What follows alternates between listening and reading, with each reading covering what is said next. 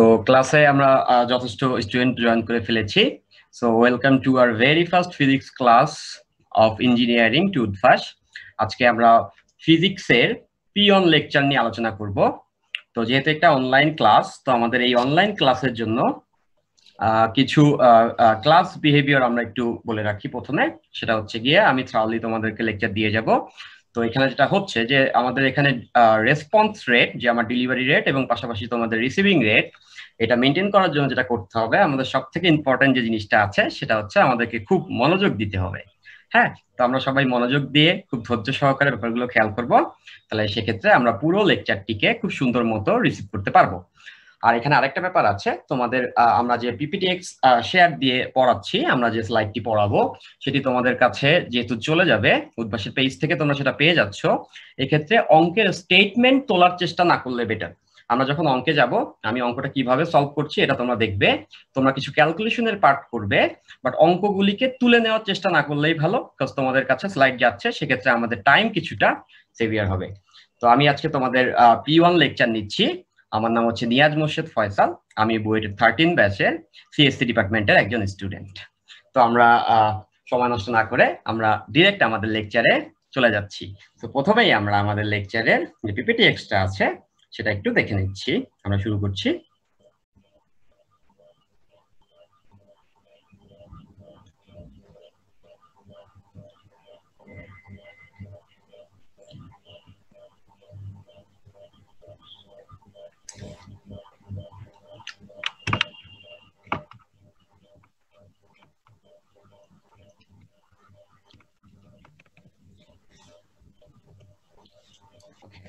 তো আমাদের আজকে ফিজিক্সের প্রথম লেকচার P1, আমরা আলোচনা করছি ভেক্টর নিয়ে।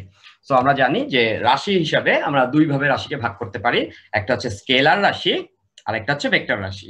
আর ক্লাসে যখন আমি কোনো একটা টপিক নিয়ে আলোচনা করব, সেক্ষেত্রে তোমাদের যেটা ইম্পর্টেন্ট সেটা হচ্ছে যে সবাই নিশ্চয়ই কার্সারটা দেখতে পাচ্ছি। আমি হচ্ছে গিয়ে স্ক্রিনের উপরে এই যে আমি নাড়াচ্ছি, একটা পেন নাড়াচ্ছি, এটাকে যখন নাড়াবো তখন মনে রাখতে হবে যে আমার কার্সারটা যেখানটাতে পয়েন্ট করা আছে ওইখানটাতে তোমাদের মনোযোগ দিতে হবে। তো পুরো স্ক্রিন শেয়ারিং এ আমার কার্সারটাকে ফলো করলেই আমাদের কথাগুলো বেটার বোঝা যাবে। তো তোমাদের টার্গেট থাকবে এই স্ক্রিনে আমি যে মাউসের কার্সারটা নাড়াবো বা পেনটা নাড়াবো ওটার দিকে একটু মনোযোগ রাখা। তো আমরা ক্লাসে চলে আসি। তো স্কেলার রাশি, তো স্কেলার রাশি কি জিনিস তোমরা জানো, যে রাশির হচ্ছে গিয়ে শুধুমাত্র মান দিয়ে কাজ চলে যায়, দিক লাগে না। আর ভেক্টর রাশি হচ্ছে যে রাশির মানের সঙ্গে সঙ্গে দিক লাগে। উদাহরণ হিসাবে আমরা যদি স্কেলারের কথা বলি, ভর এবং সময় স্কেলার রাশির এক্সাম্পল, আর ভেক্টর রাশির এক্সাম্পল হচ্ছে গিয়ে বেগ এবং সরণ। সেগুলো আমরা ছোটবেলা থেকেই পড়ে আসছি, সেগুলো আমরা সবাই জানি। তো আমরা চলে যাচ্ছি আমাদের নেক্সট স্লাইডে। সো এখানে দুটি ভেক্টরকে যোগ করা হয়েছে। তো আমরা এখন ভেক্টর যোগের ব্যাপারটা নিয়ে আলোচনা করছি। তো তোমরা জেনে আসছো যে ভেক্টর যোগের সামান্তরিক বিধি বলে একটা বিধি আছে। এই বিধিতে দুটো ভেক্টর যদি সামান্তরিকের দুটো সন্নিহিত বাহুতে থাকে, তাহলে ওই সামান্তরিকের কর্ণটি তাদের লব্ধি ইন্ডিকেট করে। তো দেখো এখানে প্রথমেই আমাদের লেখা আছে দুটি ভেক্টর আছে আমাদের এখানে, সেটা হচ্ছে P vector plus Q vector. এই যে পি এবং কিউ ভেক্টর, এদের যোগফল অবশ্যই একটি ভেক্টর রাশি, সেটা হচ্ছে এদের লব্ধি ভেক্টর আর। তো খেয়াল করো পাশের চিত্রটাতে, আমার কার্সারটি ফলো করো, এই যে আনুভূমিক বরাবর পি নামক ভেক্টরটি আছে এবং এই সমান্তরিকের সন্নিহিত বাহুতে বাহুদ্বয়ে পি এবং কিউ এই ভেক্টর দুইটা আছে। তাহলে আমরা দেখতে পাচ্ছি এখানে একটা প্যারালেলোগ্রাম বা সামান্তরিক ফর্ম করেছে। এটার এই সন্নিহিত বাহুর এই বিন্দু থেকে যে কর্ণ বা ডায়াগোনালটা আছে আর, সেটা হচ্ছে সামান্তরিক বিধি অনুযায়ী এই পি এবং কিউ ভেক্টরের যোগফল ইন্ডিকেট করে। তো আমরা সবাই জানি এই আর অবশ্যই একটি ভেক্টর রাশি, তো আর এর মান থাকছে এবং আর এর দিক থাকছে। তো আর এর মান বের করার ক্ষেত্রে আমাদের ফর্মুলা সব থেকে কমন একটি ফর্মুলা আমরা সবাই জানি, যে R equals root over P square plus Q square plus 2 P Q cos alpha. তো এখানে পি এবং কিউ হচ্ছে ভেক্টর দুটার মান যাদের যোগ করছি। এখানে মোস্ট ইম্পর্টেন্ট অংশ হচ্ছে কি আলফা। আলফাটা কি আমাদের চিত্রে তাকালেই আমরা বুঝতে পাচ্ছি, চিত্রে তাকালেই আমরা দেখতে পারবো আলফাটা হচ্ছে যাদেরকে যোগ করছি তাদের মাঝের অ্যাঙ্গেলটা, এই কোণটাকে আমরা বলছি হচ্ছে আলফা। তো আমরা যখন এদের লব্ধি বের করব, সেক্ষেত্রে আমাদের যেটা করতে হবে সেখানে হচ্ছে এখানে পি এর ভ্যালুটা বসাবো, এখানে কিউ এর ভ্যালুটা বসাবো এবং তাদের মাঝের যে কোণটা আছে সেটা এখানে বসিয়ে দিব। তাহলে এই তিনটা ডাটা বসালে পি এর মান, কিউ এর মান এবং তাদের মাঝের কোণ আলফা, সেক্ষেত্রে আমরা পেয়ে যাব লব্ধি যে ভেক্টরটা তার মান কত হবে। তো এটা তো গেল আমাদের লব্ধি ভেক্টরের মান। তো লব্ধি যেহেতু একটি ভেক্টর, তাহলে তার একটা দিকও বের করতে হবে। তো লব্ধি ভেক্টরের দিকটা যখন আমরা বের করছি, তো সেটা যে কোনো একটা ডিফাইন দিকের সঙ্গে আমরা বের করব। যেমন দেখো আমাদের এখানে এই যে লব্ধি ভেক্টরের মান পেয়ে গেলাম, তার দিকটা আমরা বের করছি পি ভেক্টরের সাথে। পি ভেক্টরটা আমরা অলরেডি জানি, সেটা দিকটা ফিক্সড করা, তার সঙ্গে আমাদের যে কোণটা আছে সেই কোণটাকে আমরা বলছি থিটা পি। তাহলে দেখো এই সূত্রটা কিভাবে করে বের করতে হয়। এই যে আমাদের ফর্মুলাটা আছে, theta P equals tan inverse Q sine alpha divided by P plus Q sine alpha. তো মনে রাখবা এই যে কোণটা বেরোচ্ছে, এই কোণটা বেরোবে এই ফর্মুলাটাতে নিচে এই কোণায় যে পিটা আছে নিঃসঙ্গ গ্রহচারী, তার সঙ্গে হচ্ছে এই কোণটা বেরোবে। তো এমন তো না যে শুধুমাত্র এই পি এর সঙ্গেই আমাকে দিকটা বের করতে হবে, আমি চাইলে যে কোনো ডিফাইন দিকের সঙ্গে এই কোণটা বের করতে পারি। যেমন দেখো তোমার ইচ্ছা হতে পারে যে তুমি পি এর সঙ্গে কোণটা বের করবে না, তুমি বের করবে কিউ এর সঙ্গে কোণটা, মানে এই কোণটা বের করবে। তাহলে ফর্মুলাটা ওই যে আমরা বললাম ছোট্ট একটা নোট বা লেমা রাখতে পারি, এইখানটাতে লোনলি যে থাকবে বা একা পড়ে থাকবে তার সঙ্গে কোণটা বেরোয়। তাহলে দেখো আমাদের নিচে একটা জায়গায় আমরা ফাঁকা রেখেছি যেখানে আমরা কিউ এর সঙ্গে কোণটি বের করতে চাচ্ছি। তাহলে কিউ এর সঙ্গে কোণ বের করতে চাইলে আমাদের ফর্মুলাটা উপরে যে অবস্থায় আছে ঠিক সেই অবস্থায় হচ্ছে গিয়ে আমরা এখানটাতে লিখবো। দেখো tan ইনভার্স, এবার যেহেতু দেখো আমাদের কোণটা হচ্ছে গিয়ে কিউ এর সাথে, মানে হচ্ছে আমরা এই কোণটা বের করতে চাচ্ছি থিটা কিউ, সেক্ষেত্রে আমি যেটা বললাম যার সঙ্গে কোণটা সে এখানে লোনলি বা নিঃসঙ্গ গ্রহচারী হয়ে থাকছে, আর উপরে চলে যাচ্ছে পি সাইন আলফা, নিচে যেটা আছে Q plus P cos alpha. তো তোমরা যখন কোণ বের করবা, যেটার সঙ্গে কোণ বের করবা সেটাকে জাস্ট এখানে একা বসিয়ে দিলেই আমরা তার সঙ্গে কোণটা পেয়ে যাচ্ছি। তো এই ট্রিক্সটা মাথায় থাকলে আমরা বড় বড় অঙ্কে যে কোনো দিকের সঙ্গে কোণ বের করার সময় খুব দ্রুত এই ফর্মুলাটাকে অ্যাপ্লাই করতে পারবো। তো এটা তো গেল হচ্ছে গিয়ে দুটা ভেক্টরের সামান্তরিক সূত্র দিয়ে যখন যোগ করি তখন এই লব্ধি ভেক্টরের মান এবং লব্ধি ভেক্টরের দিক। এখন কখনো কখনো আমাদের এমন চিন্তা হতে পারে যে লব্ধির মানটা কখন বড় হবে বা কখন ছোট হবে, ম্যাক্সিমাম কখন হবে এবং মিনিমাম কখন হবে। তাহলে তোমরা সবাই একটু খেয়াল করো, আমরা স্ক্রিনে যদি তাকাই আমাদের যে ইকুয়েশনটা আছে, আমি সার্কেল করে দিচ্ছি ইকুয়েশনটাকে। এই যে আর এর মানটা আমরা বাড়াবো কমাবো সেটার উপরে কন্ডিশনিং করব যে কখন ম্যাক্সিমাম হবে আর কখন মিনিমাম হবে। তাহলে তোমরা একটু খেয়াল করো, সেটা হচ্ছে এই যে আর এর মানটা, কার্সারটি ফলো করো, আর এর মানটা ডান পাশের রাশিগুলোর উপরে ডিপেন্ড করছে। পি কিউ এর যে মানগুলি আছে এই মানগুলি তো ফিক্সড, এগুলি তো চেঞ্জ হচ্ছে না। তাহলে আর এর মানটা আসলে কার উপরে ডিপেন্ড করছে? ডিপেন্ড করছে এই দুইটার মাঝের কোণের উপরে আলফা। আলফাটা ভিন্ন ভিন্ন হলে আর এর মানটা ভিন্ন ভিন্ন হতে পারে। তাহলে তোমরা কি বুঝতে পারছো না যে কজ আলফার ম্যাক্সিমাম মান দিলেই আর এর মানটা কি হবে? ম্যাক্সিমাম হবে। তো কজ আলফার ম্যাক্সিমাম ভ্যালু কত? 1। তাহলে এটা যদি 1 হয়ে যায় তাহলে পুরো জিনিসটা সাম আপ করলে তোমরা নিশ্চয়ই বুঝতে পারছো যে এই পুরো ফর্মুলাটাকে আমরা লিখতে পারবো P plus Q. That means দুটা লব্ধির সর্বোচ্চ মান হয় তাদের জাস্ট যোগফল। তাহলে সেক্ষেত্রে কজ আলফার মানটা হয় ম্যাক্সিমাম, আর কজ আলফার ম্যাক্সিমাম যখন 1 হয় তখন তোমরা জানো আলফার মানটা কত হয়। তো আমরা এখানে লিখে নিচ্ছি, যখন ম্যাক্সিমাম মান পাচ্ছি অবশ্যই আলফার মানটা হতে হবে হচ্ছে গিয়ে 0 ডিগ্রি। 0 ডিগ্রি হলে cos 0 ইকুয়ালস টু 1 হবে। মানে আমরা যদি ভেক্টর এঁকে দেখি, তাহলে স্ক্রিনটাতে একটু তাকাই, এটা হচ্ছে আমাদের পি ভেক্টর। হ্যাঁ, কিউ ভেক্টরটাকেও হতে হবে হচ্ছে ওই রেখা বরাবর। তাহলে দেখো পি ভেক্টর এবং কিউ ভেক্টর দুইটা একই রেখা হলে এদের মাঝের কোণ 0, তখনই হচ্ছে গিয়ে আমাদের লব্ধি ম্যাক্সিমাম হবে। ঠিক তেমন করে মিনিমাম কখন হবে? জাস্ট এটার বিপরীত সত্য। মিনিমাম হওয়ার ক্ষেত্রে আমরা কি করব? পি এবং কিউ এর অন্তর নিব, বিয়োগফল নিব, এবং বিয়োগফল যখন নিব তখন বুঝতে পারছি আর কে মিনিমাইজ করতে চাইলে cos থিটার সর্বনিম্ন মান নিতে হবে, এবং cos থিটার সর্বনিম্ন মান কত হয়? -1। আর -1 যখন হয় তখন আমরা জানি যে cos থিটা ইকুয়ালস -1 যখন হয় তখন তাদের মাঝের কোণটা হয় 180 ডিগ্রি। দ্যাট মিনস মিনিমাম হবে যখন তারা পরস্পর বিপরীত হবে। আমরা যদি একটু ছবি এঁকে দেখি, এটা হচ্ছে আমাদের পি ভেক্টর। তাহলে কিউ ভেক্টরটা হতে হবে জাস্ট তার অপোজিট, এটাকে আমরা বলতে পারবো কিউ ভেক্টর, এবং এদের মাঝে যে অ্যাঙ্গেলটা হবে সেটা হবে হচ্ছে গিয়ে 180 ডিগ্রি। তাহলে আমাদের যদি এরকম এক্সট্রিম কোনো কেস থাকে যে দুইটা ভেক্টর একই রেখায় আছে, তখন আমরা বুঝবো জাস্ট ডিরেক্ট দুইটাকে যোগ করে দিলেই মানটা হবে, সেটাই লব্ধির বড় মান। আর যদি দুইটা বিপরীত থাকে, ডিরেক্ট বড়টা থেকে ছোটটাকে বিয়োগ করে দিলে আমরা পেয়ে যাব তার মিনিমাম মান। তো এখান থেকে কিছু এমসিকিউ টাইপের কোশ্চেন যদি আসে, আমরা আমাদের ইনটিউশন থেকে খুব সুন্দর করে এটির আনসার দিয়ে ফেলতে পারবো। তো এই স্লাইডটি তোমাদের বলে নেওয়া হয়েছে যে তোমাদের খুব তোলার চেষ্টা না করলেও চলবে। আমরা এই স্লাইডটা এবং আমি যারা আঁকিবুকি করছি এগুলো তোমাদের সম্পূর্ণটাই অ্যাজ ইট ইজ সার্ভ করা হবে পেজে। তোমরা জাস্ট বুঝতে থাকো আর ব্যাপারগুলোর ভিতরের টপিকগুলো ধরতে থাকো, আর এই পুরো জিনিসটা তোমার কাছে চলে যাচ্ছে, তোলার চেষ্টা না করলেও চলবে। তো আমরা এই ভেক্টর যোগের সামান্তরিক বিধির অংশটা বুঝে ফেললাম।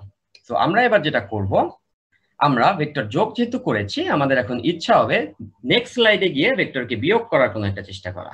তো আমরা এখন এই স্লাইডে ভেক্টরকে বিয়োগ করার চেষ্টা করব।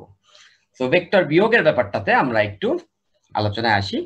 তো দেখো, আমরা যখন যোগ করি তখন ব্যাপারটা খুব সিম্পল, সামান্তরিক সূত্র দিয়ে করে ফেলতে পারি। তো আমরা দুটো ভেক্টরকে বিয়োগ করতে চাচ্ছি। আমি একটা এক্সাম্পল লিখি। সে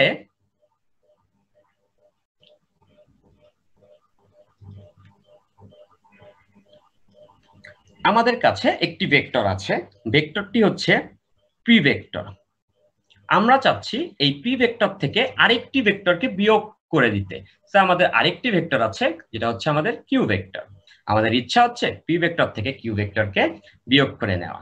তো এই বিয়োগ করে নেওয়াটাও তো এক ধরনের ভেক্টরের লব্ধি করা। তো আমরা বুঝতেছি আমরা চাচ্ছি পি এবং কিউ এর বিয়োগফলটা বা বিয়োগফল ভেক্টরটা বের করতে। তো তার আগে আমরা যে অংশটা দেখবো সেটা হচ্ছে বিপরীত ভেক্টর। তো তোমরা জানো একটা ভেক্টরকে যদি উল্টে দেওয়া হয় তখন তার দিক যদি 180 ডিগ্রি ঘুরে যায়, তখন সেটার মান এক থাকলেও জিনিসটা কিন্তু দিকে বিপরীত হয়ে যায়। সে ধরে নিচ্ছি আমাদের কাছে একটি ভেক্টর আছে এখানে, এটা একটা আমাদের ভেক্টর, ধরলাম এটা হচ্ছে কিউ ভেক্টর। এখন আমরা চাচ্ছি কিউ এর বিপরীত ভেক্টর বের করতে। তো কি করব? খুব সিম্পল, ভেক্টর তো শুধু মানে না, এই মানটা যদি আমি ঠিক রাখি সেটার মান হচ্ছে এটার লেন্থের সমান। মানটা ঠিক রেখে আমরা একটা কাজ করতে পারি, সেটা হচ্ছে মানটা এক্স্যাক্টলি এক রেখে দিকটা পুরোপুরি 180 ডিগ্রি ঘুরিয়ে দিতে পারি। তাহলে এখানে যে ভেক্টরটা পেয়ে যাব সেই ভেক্টরটা মানে আগেরটা থাকলেও দিকে কিন্তু পুরো উল্টো, তাহলে এটাকে আমরা কিউ অপোজিট ভেক্টর বলতে পারবো। তো আমরা যখনই অপোজিট ভেক্টর বের করতে চাইবো তখনই আমরা যেটা করব সেটা হচ্ছে 180 ডিগ্রি ভেক্টরটার দিকটাকে আমরা ঘুরিয়ে নিতে পারি। তাহলে এটাকে আমরা বিপরীত ভেক্টর বলতে পাচ্ছি। তো এটা কেন লাগবে দেখো, আমরা ভেক্টর যোগ করা শিখেছি, তো আমাদের ভেক্টর বিয়োগ করা শিখতে হবে। তো এখানে একটি বিয়োগের অঙ্ক আমরা প্লট করেছি, আর ইকুয়ালস পি মাইনাস কিউ। তাহলে দেখো এটাকে না একটু গুছিয়ে আমরা এভাবে লিখতে পারছি, P vector plus minus Q vector. লেখা যাচ্ছে না এরকম? নিশ্চয়ই তোমরা অ্যালজেব্রিক সামের আইডিয়া থেকে জানো এভাবে করে লিখলে প্লাস এবং মাইনাসে মাইনাসই থাকে। তো এই কথাটাই লেখা হলো। তাহলে খেয়াল করে দেখো তো, পি ভেক্টর থেকে কিউ ভেক্টরকে বিয়োগ করার প্রসিডিউরটা খুবই একটা ইজি টাস্ক। কি করতে হবে? আমাদেরকে যেটা আমরা শিখেছি যোগই করতে হবে। জাস্ট যাকে বিয়োগ করতে হয় তার বিপরীত ভেক্টরটাকে যোগ করতে হবে। নিশ্চয়ই মাইনাস কিউ দ্বারা কি বোঝায়? কিউ ভেক্টরের বিপরীত ভেক্টর। যেমন এই যে অপোজিট অফ কিউ কে আমরা মাইনাস কিউ ভেক্টর কিন্তু বলতে পারতাম, তাই তো? তাহলে আমরা ভেক্টর বিপরীত করতে পারি, যখন বিয়োগ করতে লাগবে তাকে জাস্ট উল্টায় দিয়ে আমরা যোগ করে ফেলবো। তো দেখি আমরা ভেক্টর রিপ্রেজেন্ট করে একটা ডায়াগ্রামে দেখতে চাচ্ছি যে কিভাবে বিয়োগটা আমরা করব। সে আমি একটা এক্সাম্পল নিচ্ছি। সে আমাদের দুটো ভেক্টরকে আমি রিপ্রেজেন্ট করছি।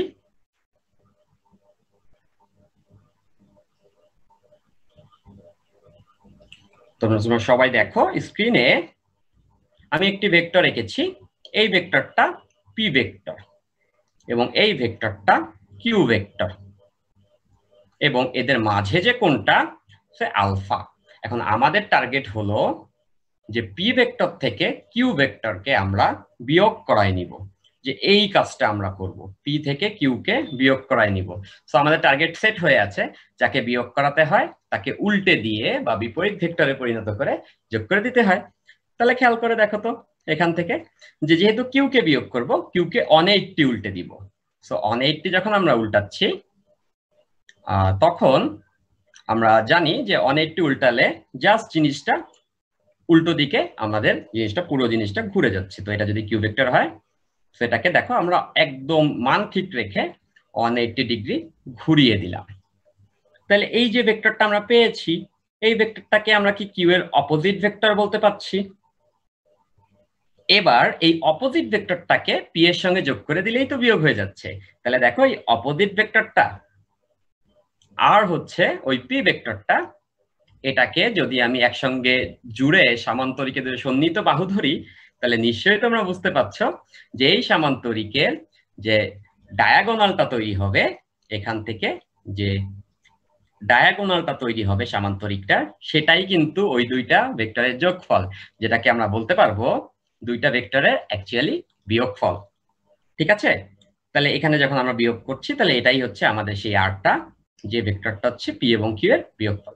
তো যোগের ব্যাপারটা তো আমরা সবাই অলরেডি জেনেই ফেলছি। যোগ করার সময় সূত্রটা কি ছিল আমরা আবার লিখে নিচ্ছি। সূত্রটা একটু আগে আমরা দেখেছি, সেটা হচ্ছে R equals root over P square plus Q square plus 2pq cos alpha ছিল। বাট এবার কিন্তু যোগ করতেছি আমরা এই পি এর সঙ্গে কিউ এর অপোজিট ভেক্টরকে। তাহলে এবার এদের মাঝের কোণ বলতে কিন্তু এটা বোঝায়। নিশ্চয়ই আমার বলে দিতে হবে না এই কোণটা কত হবে, তোমরা যারা বিচক্ষণ অলরেডি বুঝে ফেলেছো। এই কোণটা যদি আলফা হয় তাহলে এই কোণটা হবে 180 মাইনাস আলফা। তাহলে এবার তাদের মাঝের কোণ আমি বসাবো 180 মাইনাস আলফা। হ্যাঁ অঙ্কুর বলো। ভাইয়া আপনার নাম কার্সার হইতেছে ব্ল্যাক হয়ে গেছে, স্ক্রিন ব্ল্যাক হয়ে গেছে ভাইয়া, স্টপ শেয়ারিং হয়ে গেছে। ওকে, কতটা সময় আগে হয়েছে অঙ্কুর? এই ভাইয়া 30 সেকেন্ড। 30 সেকেন্ড, ওকে ফাইন, আমি আবার রিক্যাপ করে নিচ্ছি এটাকে। ওই যে আপনি সূত্রটা লিখতে যাবেন তখন। Thank you thank you thank you, আমি আবার ঠিক করে নিচ্ছি। থ্যাংক ইউ, ওটা পজ হয়ে গিয়েছিল হয়তো। ওকে, সো আমার স্ক্রিনটা হয়তো বা 30 সেকেন্ডসের জন্য অফ ছিল, সো আমরা আবার ব্যাক করছি ওখান থেকে। তো আমরা যেটা করেছি সেটা হচ্ছে গিয়ে কিউটাকে আমরা একটু উল্টে নিয়েছি, উল্টে নিয়ে যোগ করেছি। তো আমাদের এখানে কিউ এর অপোজিট ভেক্টর এবং পি এর মাঝের কোণটা বের করতে হচ্ছিল। সো যখন ওই কোণটা বের করতে হচ্ছিল তখন আমরা যেটা করেছি সেটা হচ্ছে যে এদের মাঝের কোণ বের করার সময় আমরা বুঝতেছি পুরো কোণটা 180, তার থেকে আলফাকে বাদ দিয়ে দিলে থাকছে হচ্ছে 180 মাইনাস আলফা। তো এখান থেকে আমরা চাইলে আর এর মানটাকে বের করে ফেলতে পারবো। এখন কথা হচ্ছে এই বিয়োগ করার সময় বেশ একটা বড়সড় ভুল আমরা মাঝে মাঝে সহসাই করে ফেলি। সেটা হচ্ছে অনেকে আছে ভেক্টর যখন বিয়োগ করছো তখন এখানে যে কিউ কে অপোজিট করছো এটাকে মাইনাস মান বসাও। সে কিউ এর মান 5 ছিল, অপোজিট করার সময় -5 বসাও। সেটা কিন্তু করা যাবে না। কেন করা যাবে না? দেখো আমি কিন্তু দিকটা ঘুরিয়ে নিয়েছি অনেকটি, সো ভেক্টরের দিক ঘুরালেই সেটা কিন্তু মানেও চেঞ্জ হয়ে যাচ্ছে। এখন কেউ যদি এই কাজ করে এখানে কিউ এর ভ্যালু বসানোর সময় সেটাও মাইনাস বসায়, পাশাপাশি আবার কোনটাকে ঘুরায় 180 থেকে বিয়োগ করায় নেয়, তাহলে ব্যাপারটা কেমন হলো? ব্যাপারটা হলো ডাবল নেগেটের মতো। দেখো যে দুইটা মাইনাস যখন মিলে যায় তখন আমরা জানি মাইনাসে মাইনাসে প্লাস হয়। খুব ছোটবেলায় বীজগণিত শুরুতেই আমরা শিখেছিলাম মাইনাস মাইনাসে প্লাস, ডাবল নেগেটিভ প্লাস হয়। তুমি যদি কিউ এর মানটাকেও মাইনাস করে ফেলো আবার দিকটাকেও মাইনাস করে ফেলো, দ্যাট মিনস তুমি দুইবার মাইনাস করে ফেলছো, সেটা যোগ হয়ে যাবে। তো বি কেয়ারফুল, তুমি হয় মান মাইনাস করবে অথবা দিক। বাট সব থেকে ইজিয়েস্ট ওয়ে এবং সব থেকে ভুল কম হয় সেই ওয়েটা হচ্ছে গিয়ে দিকটাকে ঘুরিয়ে নেওয়া। তো তোমরা যেটা করবে দিকটা ঘুরাবা। যোগ করতে হলে এখানে ডিরেক্ট, খেয়াল করো কাজটা, যোগ করতে হলে ডিরেক্ট এখানে আলফা বসে যাবে, আর বিয়োগ করতে হলে ওদের মাঝের কোণটা 180 থেকে বিয়োগ করায় বসায় দিলে আমাদের বিয়োগফলটা পেয়ে যাব। তো আমাদের এই বিয়োগের জিনিসটা সামনের কিছু স্লাইডে আমরা স্পেশাল কিছু ম্যাথ করার সময় খুব হেল্প করবে। সবাই কি এই ব্যাপারটা বুঝতে পেরেছি? তাহলে আমরা আমাদের নেক্সট স্লাইডের দিকে আগাচ্ছি। তোমাদের একটু ধৈর্য ধরতে হবে, যে আমাদের রিলিজিয়ন পার্সপেক্টিভ থেকে একটা কথা আছে না, যে হে মানব সম্প্রদায় তোমাদের বড়ই তাড়াহুড়া, তাই না? তো আমরা যেটা হয় শুরুতেই ক্লাসে কোশ্চেন করার জন্য ব্যস্ত হয়ে পড়ি। তো আমি যেটা মনে করি তোমরা এতটা ব্যস্ত শুরুতেই না হয়ে পড়ে তোমরা জাস্ট একটু ধৈর্য ধরো, আমরা স্লাইড বাই স্লাইড সামনে আগালে জিনিসগুলো তোমার সামনে বেশ ক্লিয়ার হয়ে যাবে। ওকে, তো আমরা নেক্সট স্লাইডে চলে যাচ্ছি। সো নেক্সট স্লাইডে যখন আমরা আসছি তখন দেখবা যে আমাদের একটা বেশ এখানে ম্যাথ চলে আসছে, খুব সোজা ম্যাথ, তোমরা সবাই এটা করতে পারবে। বলা আছে স্টেটমেন্ট, যেহেতু লিখাই আছে আমি বারবার রিপিট না করছি, তোমরা খুব কেয়ারফুলি স্টেটমেন্টটা একবার পড়ে নাও। আমরা এবার অঙ্কটায় চলে যাচ্ছি। অঙ্কটাকে যদি আমি সাম আপ করি, আমি মধ্যা কথা বলে দিই, দুটা ভেক্টর আছে, যেই দুটা ভেক্টরের মান একই রকম, যেটা 5, মাঝের কোণ 120, এদের লব্ধির মান ও দিক বের করতে হবে। খুব সোজা একটা জিনিস, কি করতে হবে, আমাদেরকে জাস্ট যোগ আর ভেক্টর যোগের সামান্তরিক সূত্রটাকে ইউজ করতে হবে। তো চলো আমরা এটা করে ফেলি। তো যেহেতু দুইটা মানই সমান, খেয়াল করে দেখো আমাদের কিন্তু দুইটা মানের কথাই বলেছে কত, 5 ইউনিট। সো দুইটা ভেক্টরের মান যখন সমান হবে তখন আমাদের ওই সূত্রটা দেখতে একটু শর্টকাট হয়ে আসে। এটা হচ্ছে এখান থেকে তাৎপর্যটা, এই অঙ্কটা করলে কি জানতে পারবো আমরা। যেমন দেখো আমাদের ওই ফর্মুলাটা আমরা আবার একটু লিখে নিচ্ছি। কি ফর্মুলা? পি স্কয়ার, লব্ধির মান যেটা বের করা, plus Q square plus 2 P Q cos alpha. তো খেয়াল করে দেখো দুটি ভেক্টরের মানই আমাদের বলা হয়েছে 5, তাহলে কি আমি এটা বলতে পারি না, যা পি এর মান তাই কিউ এর মান। তাহলে এই যে জায়গাগুলো যেখানে যেখানে কিউ আছে এখানে আমি পি বসিয়ে দিতে পারি। তাহলে তোমরা এখান থেকে একটু ত্রিকোণমিতিক ক্যালকুলেশন আগাতে পারো। যদি আগাই, জিনিসটা বেশ চমৎকার একটা ফর্মে চলে আসবে, সেটা হচ্ছে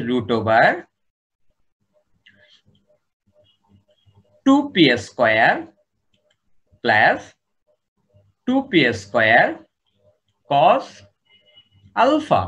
এটাকে আমি যদি একটু ক্যালকুলেশন আগাই তাহলে ফর্মুলাটা দেখতে এরকম হয়ে যাবে ত্রিকোণমিতিক ক্যালকুলেশনে, 2p cos আলফা বাই 2।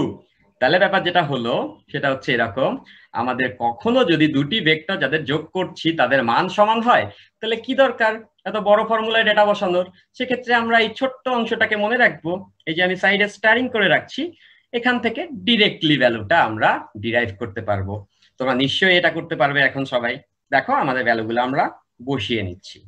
এখানে 2, আমাদের দুইটার মানই একই রকম, সো দুইটার মানই 5, এখানে আমরা 5 বসাই দিচ্ছি। আর এখানে cos আলফার ভ্যালু বলেছে 120 মাঝের কোণ বাই 2। তোমরা এই ক্যালকুলেশনটা করলে আনসারটা আসবে এখান থেকে 5 ইউনিট। যেহেতু এককেই আছে, সো আমরা নির্দিষ্ট কোনো ভেক্টর রাশি উল্লেখ করিনি, তো যে ভেক্টরই হোক তার ইউনিটটা। এটা তো পেলাম লব্ধি ভেক্টরের মান। আর কোনটা বের করা, এটা তো আরো ইনটিউশন থেকে খুব সহজেই বের করা যায়। দেখো আমি জিনিসটা প্লট করে দেখাই তোমাদেরকে। এটা হচ্ছে পি, এবং যেটা হচ্ছে আমাদের কিউ সেটাও কিন্তু পি। সেটাও পি এই কারণে কজ পি আর কিউ দুটোর মানই সমান, যেহেতু আমরা বলেছি দুটোই 5 একক। এদের মাঝের কোণ 120, এই কোণটা 120। তাহলে এদেরকে যখন আমি একটা সামান্তরিক এঁকে নিব, তাহলে এদের লব্ধি যেটা বের হইছে সেটা এই সামান্তরিকটার ডায়াগোনালি হবে, মানে সামান্তরিকটার কর্ণ হবে। তো আমাদের ডায়াগোনালের রেখাটা দেখো, এটা বক্ররেখা হয়েছে, সেটা কখনো তো হয় না। তাহলে এটাকে আমরা যদি হচ্ছে সরল রেখা আঁকতে চাই, তাহলে ব্যাপারটা আমরা এভাবে করে সেট করে নিচ্ছি। এটা হচ্ছে আমাদের এদের লব্ধি ইন্ডিকেট করে। তো এটা যদি লব্ধি হয় সেক্ষেত্রে এই লব্ধির মানটা আমরা অলরেডি জেনে ফেলেছি। আর খেয়াল করে দেখো এই দুইটা ভেক্টর যেহেতু সমান, তাহলে লব্ধি যেটা আর সেটা অবশ্যই তাদের মাঝের কোণকে কি করবে, সমদ্বিখণ্ডিত করবে।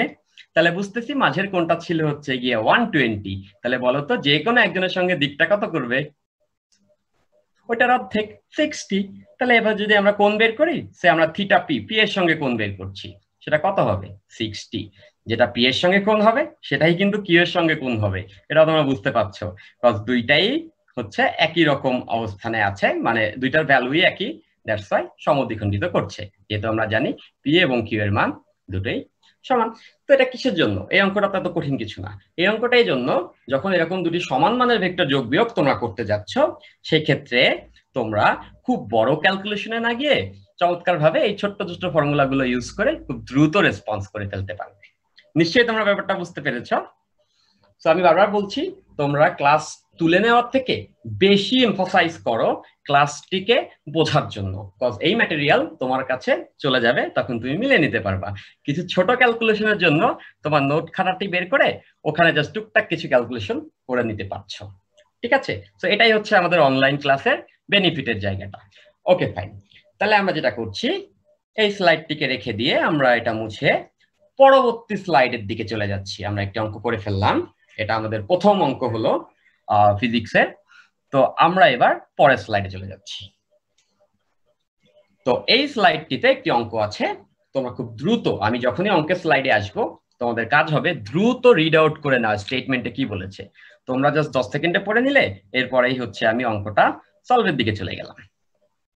এবার দেখো এই অঙ্কটিতে যেটা বলা আছে সেটা হচ্ছে গিয়ে এ এবং বি দুটি ভেক্টরের লব্ধির মান দেওয়া আছে, মানে লব্ধি যেটা আর কি সেটার মান দেওয়া আছে, দ্যাট ইজ 10, মানে যোগফল আর এর মান 10 দেওয়া আছে, এবং লব্ধির দুই পাশে কত কোণ করছে এ আর বি এই কোণ দেওয়া আছে, এ এবং বি এর মান বের করতে হবে। তাহলে আমরা আগে যেটা করব এটাকে আমরা একটা চিত্রে প্লট করে নিই আগে, ঠিক আছে? তাহলে দেখো ধরে নিচ্ছি এটা আমাদের এ ভেক্টর আর এটা আমাদের বি ভেক্টর। যেহেতু এদের লব্ধি থাকবে এদের কর্ণ বরাবর, তো এটা দিয়ে সামান্তরিক যেটা ফর্ম করবে সেটার কর্ণটা এই দিকটাতেই আসবে, আমরা এটা বুঝে ফেলছি। সো আমি লিখে রাখছি এগুলির পাশে, এটা আমাদের বি ভেক্টর আর এটা আমাদের এ ভেক্টর, এবং এই দুইটা ভেক্টর যে সামান্তরিকটা ফর্ম করছে ওই সামান্তরিকের কর্ণটা হচ্ছে গিয়ে এদের লব্ধি, যার মান হচ্ছে 10। বলে দিয়েছে এ লব্ধির সাথে দুই পাশে এ কে অত করেছে, এ করেছে 30, এই কোনটা এ লব্ধির সাথে করেছে 30 আর বি লব্ধির সাথে করেছে 60। এজন্যই দেখো অঙ্ক প্লটের সময় আমি প্রথমেই দুইটাকে পরস্পর লম্ব এঁকে নিয়েছিলাম, কারণ এখানে দেওয়াই আছে এ করেছে লব্ধির সাথে 30, বি করেছে 60। এখন এ বি এর মান নির্ণয় করতে হবে। অনেক উপায়ে করা যেতে পারে, সব থেকে ইজিয়েস্ট ওয়ে হচ্ছে গিয়ে ত্রিভুজের সাইন সূত্র। এটা তোমরা ম্যাথমেটিক্সে বলবিদ্যাতে করেছো, অ্যাপ্লাই করেছো, আমরা এখানে ভেক্টরেও এটা অ্যাপ্লাই করতে পারবো। তো দেখো এখানে বেশ কতগুলো টপিক চলে আসবে। আমরা জানি, আমাদের জানা ছিল যে একটা ত্রিভুজের যে কোনো বাহু, সেই বাহুটাকে আমি বলছি হচ্ছে এক্স, এটাকে বলছি আমি হচ্ছে ওয়াই, এটাকে আমি বলছি জেড। হ্যাঁ, আর এর বিপরীত কোণ হচ্ছে এক্স এর বিপরীত কোণ হচ্ছে এ, ওয়াই এর বিপরীত কোণ হচ্ছে বি, জেড এর হচ্ছে গিয়ে সি। সাইন সূত্র বলে যে কোনো বাহু এবং ওর বিপরীত কোণের সাইনের অনুপাতগুলো একটি ত্রিভুজে ধ্রুবক হয়। মানে ব্যাপারটা এরকম, এক্স বাই ওর বিপরীত কোণ কোনটা এ, তাহলে এটা সাইন নিব, X by sine A equals Y by Y এর বিপরীতটা কোনটা বি, তাহলে লিখতে পারবো y by sine B equals আবার জেড, তো জেড এর বিপরীতটা কি আছে সি। তাহলে এইটাই হচ্ছে আমাদের সাইন বিধি। তবে ভেক্টরের ক্ষেত্রে এটা অ্যাপ্লাই এর ক্ষেত্রে যে নিয়মটা থাকছে সেটা হচ্ছে অবশ্যই তিনটা ভেক্টরকে একটি ত্রিভুজের তিনটি বাহুতে রিপ্রেজেন্ট করতে পারতে হবে, তাহলে আমরা এটাকে অ্যাপ্লাই করতে পারবো। তো এই যদি হয় অবস্থা, এখানে আমরা এটাকে খুব সুন্দর মতো কাজে লাগাবো। কিভাবে লাগে দেখো, এটি একটি ভেক্টর, তোমরা জানো একটি ভেক্টরের মান ঠিক রেখে এবং দিক ঠিক রেখে একই তলে স্থানান্তর করা যায়। তাহলে এই যে আমাদের ভেক্টরটা বি আছে, এই ভেক্টরটাকে আমরা চাইলে স্থানান্তর করতে পারি। দেখো এখানে যদি আমি এটাকে বি ভেক্টর বলি, আমাদের নিশ্চয়ই ভুল হবে না। কেন ভুল হবে না সেটা তোমরা বুঝতে পারছো, যে সামান্তরিকের পরস্পর বিপরীত বাহুদ্বয়, এই যে বি ভেক্টর সামান্তরিকের পরস্পর বিপরীত বাহুদ্বয় সমান হয়, তাহলে এই বাহুটা এই বাহু সমান। এখন দেখো অ্যারো হেডটা দেখে একটু বুঝতে পারবা দিকটাও কিন্তু বি এর দিকে, তাহলে এটাকেই আমি কি বি ভেক্টর বলতে পারি। তাহলে এবার এই ত্রিভুজটা খেয়াল করো, এই যে আমার কারসারটা ফলো করতে হবে। আমি বারবার বলেছি ক্লাসে কারসার ফলো করা খুব ইম্পর্টেন্ট, কারণ আমি যখন কথা বলবো এটা দিয়েই পয়েন্ট করে বলবো।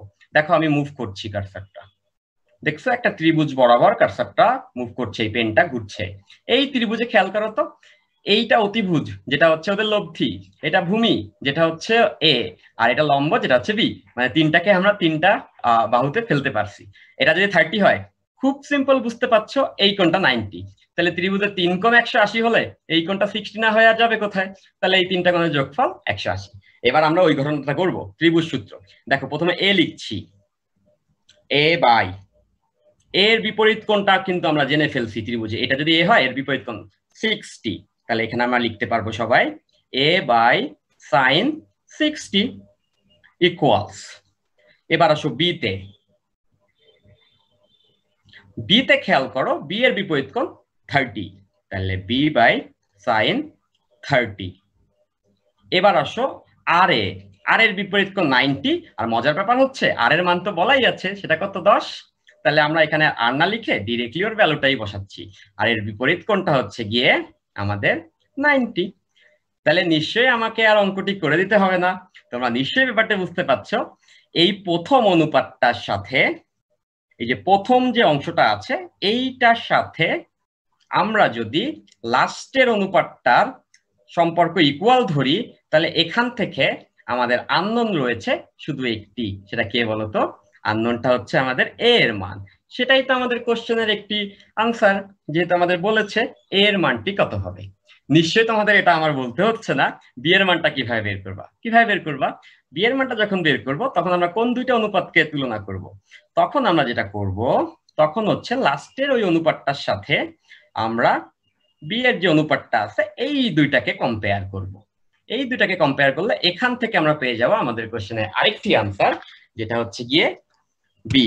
তো নিশ্চয়ই তোমরা এটা ক্যালকুলেশনটা করতে পারবা। যেহেতু আজকে আমাদের প্রথম ক্লাস, আমি তোমাদেরকে দুই একটি ক্যালকুলেশন করে হেল্প করে দিতে পারছি। তো আমি এটা একটু ক্যালকুলেশন করে তোমাদের জন্য ডেটাটা বসিয়ে দিচ্ছি। তোমরাও ক্যালকুলেশন করতে থাকো আমার সাথে। যখনই আমি ক্যালকুলেশনে যাব, দ্যাট ডাজন্ট মিন যে তোমরা বসে থাকবা, তোমাদেরকেও আমার সাথে ক্যালকুলেশনে যেতে হবে। আমি যদি ক্যালকুলেশন ভুল না করে থাকি তাহলে আমার আনসার দুটো এরকম আসবে। এর আনসার আসবে 6.53 এবং বি এর আনসারটা আসবে 4.465। ঠিক আছে? তো এরকম দুটি আনসার আসার কথা আমি যদি ক্যালকুলেশনে ভুল না করে থাকি। তো তোমরা নিশ্চয়ই এটাকে চেক করে নিতে পারো। আর যদি কোথাও আমি ক্যালকুলেশনে ভুল করে ফেলি, সেক্ষেত্রে তুমি নিশ্চয়ই বুঝতে পারছো আমি ভুল করলেও তুমি কিন্তু ভুল করছো না। দ্যাট মিনস তুমি কিন্তু যথেষ্ট পরিমাণে মেধাবী এবং খুব ভালো লেভেলে ক্যালকুলেশন করতে পারো। নিশ্চয়ই এটা তোমরা সবাই বুঝতে পেরেছো। ঠিক আছে? তো আমরা আমাদের নেক্সট স্লাইডে চলে যাচ্ছি। বারবারই স্লাইড মোছার আগে তোমাদের একটা কথা বলে যাচ্ছি, স্লাইড মোছার আগে মনে হইতে পারে জীবন থেকে ইম্পর্টেন্ট একটি স্লাইড চলে যাচ্ছে। টেনশনের কোনো কারণ নেই, এই স্লাইডটি এই অবস্থায় তোমার কাছে পৌঁছে দেবো আমরা। তো তুমি নিশ্চিন্তে জাস্ট বুঝতে থাকো, স্লাইড পৌঁছে যাবে তোমার ঘরে। তো আমরা এই স্লাইডটিকে সেভ করে রেখে আমাদের এখানে রাখি বুকিকে ক্লিন করে আমরা এগিয়ে যাচ্ছি আমাদের নেক্সট স্লাইডের দিকে। সো এই যে তোমাদেরকে বলেছি অনলাইন ক্লাস, ওই যে একটা ব্যাপার আছে না যে পানিতে প্রথমে পা রাখলে ঠান্ডা লাগে, কিছুটা সময় রাখার পরে কিন্তু টেম্পারেচার ম্যাচ করে ফেলে। সো অনলাইন ক্লাসটা আমাদের জন্য it's a new trend. So আমরা একটু আনইজি ফিল করতে পারি, বাট টেক সাম টাইম। ইনশাআল্লাহ ইন ফিউচারে আমরা এটার বেশ কিছু বেনিফিট বুঝতে পারবো। ওকে, সো আমরা আরেকটি অঙ্কে চলে আসছি। এই অঙ্কটাতে তোমরা স্টেটমেন্ট দেখতে পাচ্ছ, বেশ মজার একটি অঙ্ক। এই অঙ্কটা থেকে আমরা যে লার্নিংটা পাবো সেটা হচ্ছে ডিসপ্লেসমেন্ট বা সরণ ভেক্টরটা কি সেটা আমরা বুঝতে পারবো। তো চলো আমরা অঙ্কটা করে ফেলি। আমি বারবার বলেছি অঙ্ক আসার সঙ্গে সঙ্গে, অঙ্ক যখনই বোর্ডে আসবে সঙ্গে সঙ্গে তোমার প্রথম কাজ হচ্ছে গিয়ে অঙ্কটি পড়ে ফেলা, স্টেটমেন্টটি পড়ে ফেলা। স্টেটমেন্ট পড়ে থাকাতে আমি বারবার পড়ে সময়টা নষ্ট করতে চাচ্ছি না। ওকে, সো আমরা এখানে যেটা দেখছি, একটি চাকা 180 ডিগ্রি ঘুরলে পি বিন্দুর সরণ নির্ণয় করতে হবে, চাকার রেডিয়াসটা আছে। এখন পি বিন্দুটা কই আছে এটা আগে আমরা দেখিনি। এই চাকাটার পেছনে চিন্তা করো, এই চাকাটার নিচে একটা রিক্সার চাকা, এখানে চুইংগাম লেগে গেছে চলন্ত অবস্থায়। পি বিন্দুটা হচ্ছে একদম ওই যে চাকাটা আছে ওটা নিচের যে টাচ করেছে রাস্তাকে, ওই বিন্দুটা পি। বলেছে এই চাকাটা যদি 180 ডিগ্রি ঘুরে যায় সেক্ষেত্রে সরণের মানটা কত। ফার্স্ট অফ অল আমাদেরকে জানতে হবে সরণের সংজ্ঞাটা। সরণের সংজ্ঞা ছোটবেলায় পড়েছো, নিশ্চয়ই সবাই মনে করতে পারছো। সংজ্ঞাটা এমন ছিল, আদি বিন্দু থেকে শেষ বিন্দুর মধ্যবর্তী সরল রৈখিক দূরত্বকে আমরা বলছি সরণের মান, এবং সরণের দিকটা হবে আদি থেকে শেষের। আমি আবার রিপিট করছি, আদি থেকে শেষ বিন্দুর মধ্যবর্তী সরল রৈখিক দূরত্বর দূরত্বটা হবে সরণের মান আর দিকটা হবে আদি থেকে শেষের দিকে। কেমন হলো ব্যাপারটা? ধরে নিচ্ছি এটা আমাদের একটা বিন্দু আর এটা আমাদের আরেকটা বিন্দু। এখান থেকে কোনো বস্তু যাত্রা শুরু করছে, এটা ইনিশিয়াল পয়েন্ট বা আদি বিন্দু। এখানে কোনো বস্তুর যাত্রা শেষ, এটা ফাইনাল পয়েন্ট বা শেষ বিন্দু। তাহলে আদি থেকে শেষের মধ্যবর্তী সরল রৈখিক দূরত্ব। তাহলে যদি আমরা সরল রৈখিক দূরত্ব আঁকতে যাই, তাহলে খেয়াল করো এটা থেকে এটার মাঝে যে সরল রৈখিক দূরত্বটা পাবো সেটাকেই আমরা বলবো হচ্ছে সরণের মান। এবং তাহলে সরণের দিকটা কোন দিকে হবে? দিকটা আমরা বলেছি আদি থেকে শেষ বিন্দুর দিকে, এতটুকু হচ্ছে মান, আর দিকটা হবে সরণের আই থেকে এফ এর দিকে। এখন মনে করো কোনো ব্যক্তি একটা কাজ করলো, সে যেটা করলো সেটা হচ্ছে গিয়ে সে ওই সোজা পথে না আইসা বস্তুটা এই আই থেকে এফ এর মাঝে এইভাবে করে পেঁচায় পেঁচায় আই থেকে এফ এ চলে আসছে, সে মেলা পথ ঘুরে এখানে আসছে। এখন তোমরা বলো তো সরণ কি চেঞ্জ হয়েছে? না, সরণ কিন্তু চেঞ্জ হয়নি। কি চেঞ্জ হয়েছে? ওই যে ছোট্টবেলায় আমরা পড়েছিলাম সরণ এবং দূরত্ব অতিক্রম দুটি আলাদা রাশি। এই ক্ষেত্রে দেখো তার দূরত্ব বেড়েছে, সে এত পথ পেঁচিয়েছে জন্য তার দূরত্ব বেড়েছে, যেটা ভেক্টর না। বাট সরণ কিন্তু এই যে আদি বিন্দু এটাই আছে, শেষ বিন্দু কিন্তু তার এটাই আছে, মাঝের সরলরৈখিক দূরত্ব নিশ্চয়ই যা আগে ছিল তাই আছে।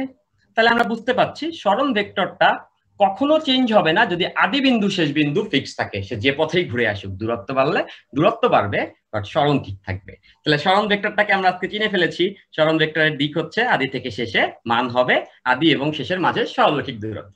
কেন বলেছি দেখো, এটা আমাদের কাজে আসবে। কিভাবে আসছে দেখে নেই আমরা একটু এই চিত্রটাকে এঁকে নিচ্ছি আমাদের মতো করে। এটা কতটুকু ঘুরেছে আমাদের কিন্তু বলা আছে, এটা ঘুরেছে 180 ডিগ্রি।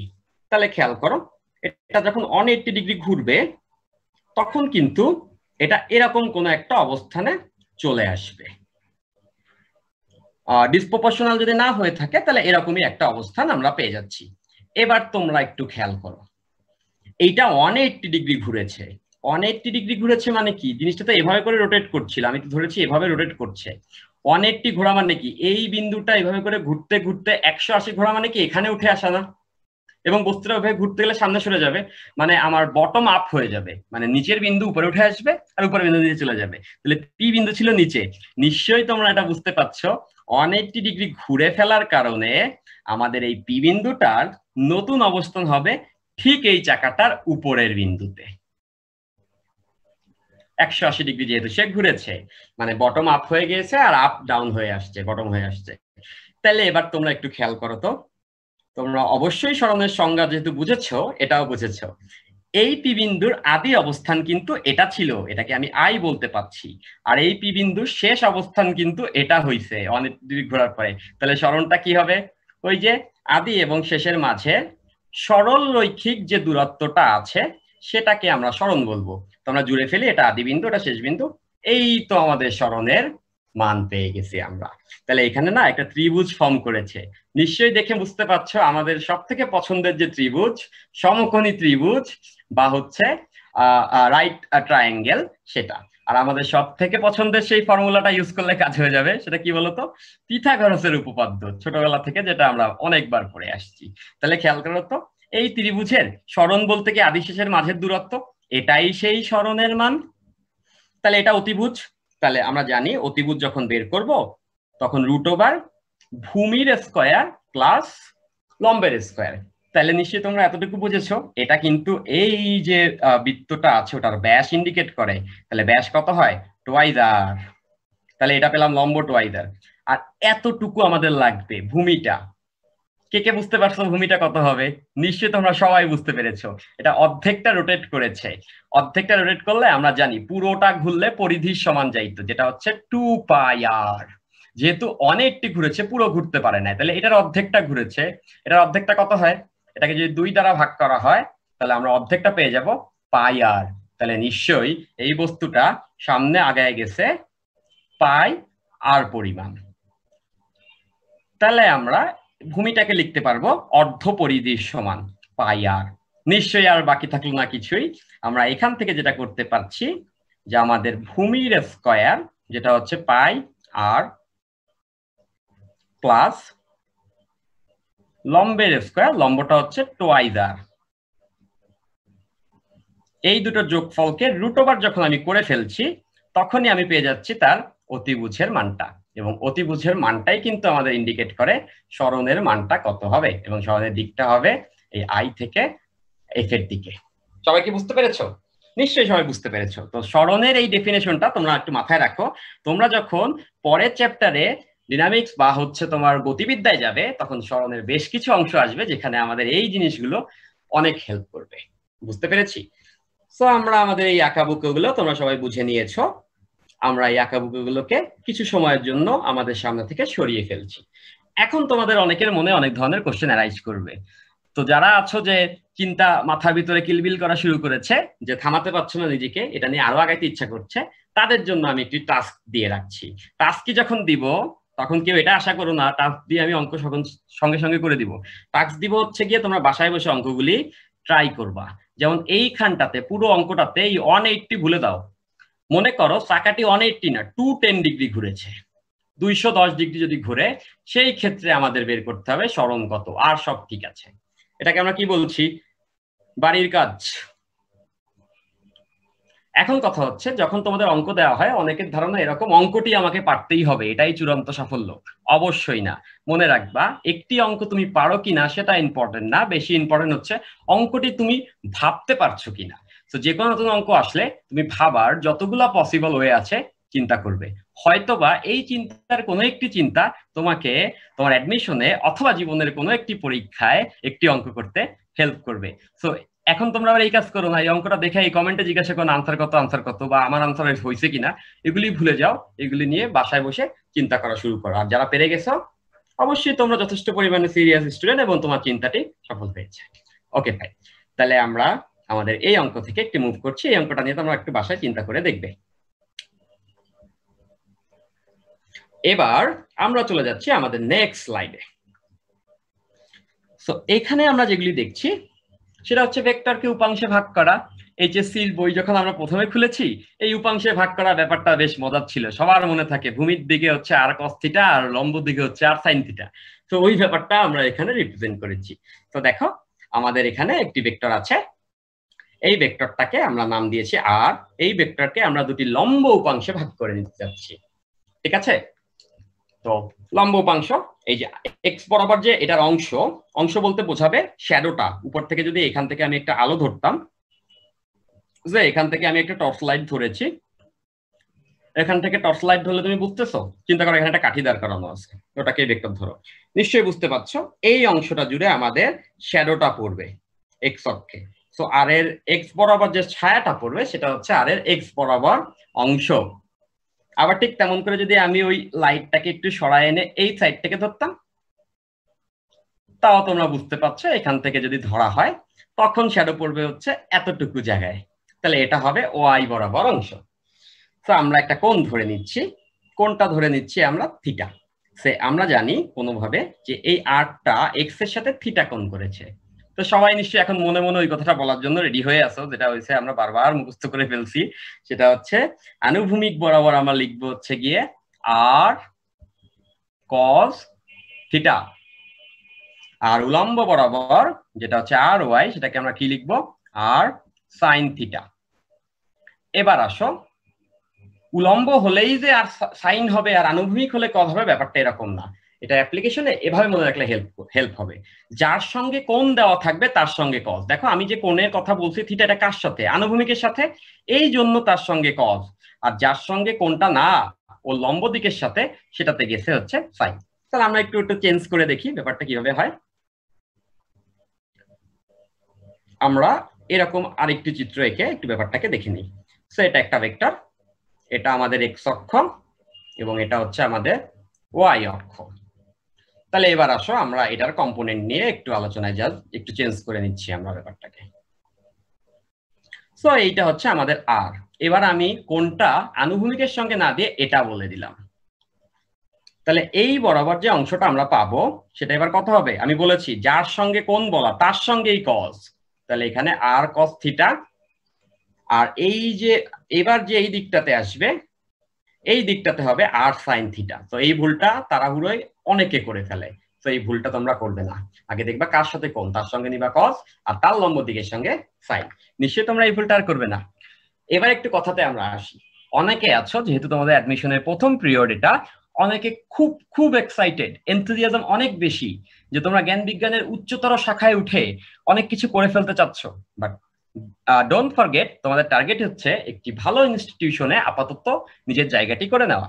এবং তোমরা হয়তো পরীক্ষা দেওয়ার পরে এই উপলব্ধিটা পাবে, খুব কঠিন জিনিস পারার মাধ্যমে তুমি কোথাও আসলে চান্স পাচ্ছ এমন না।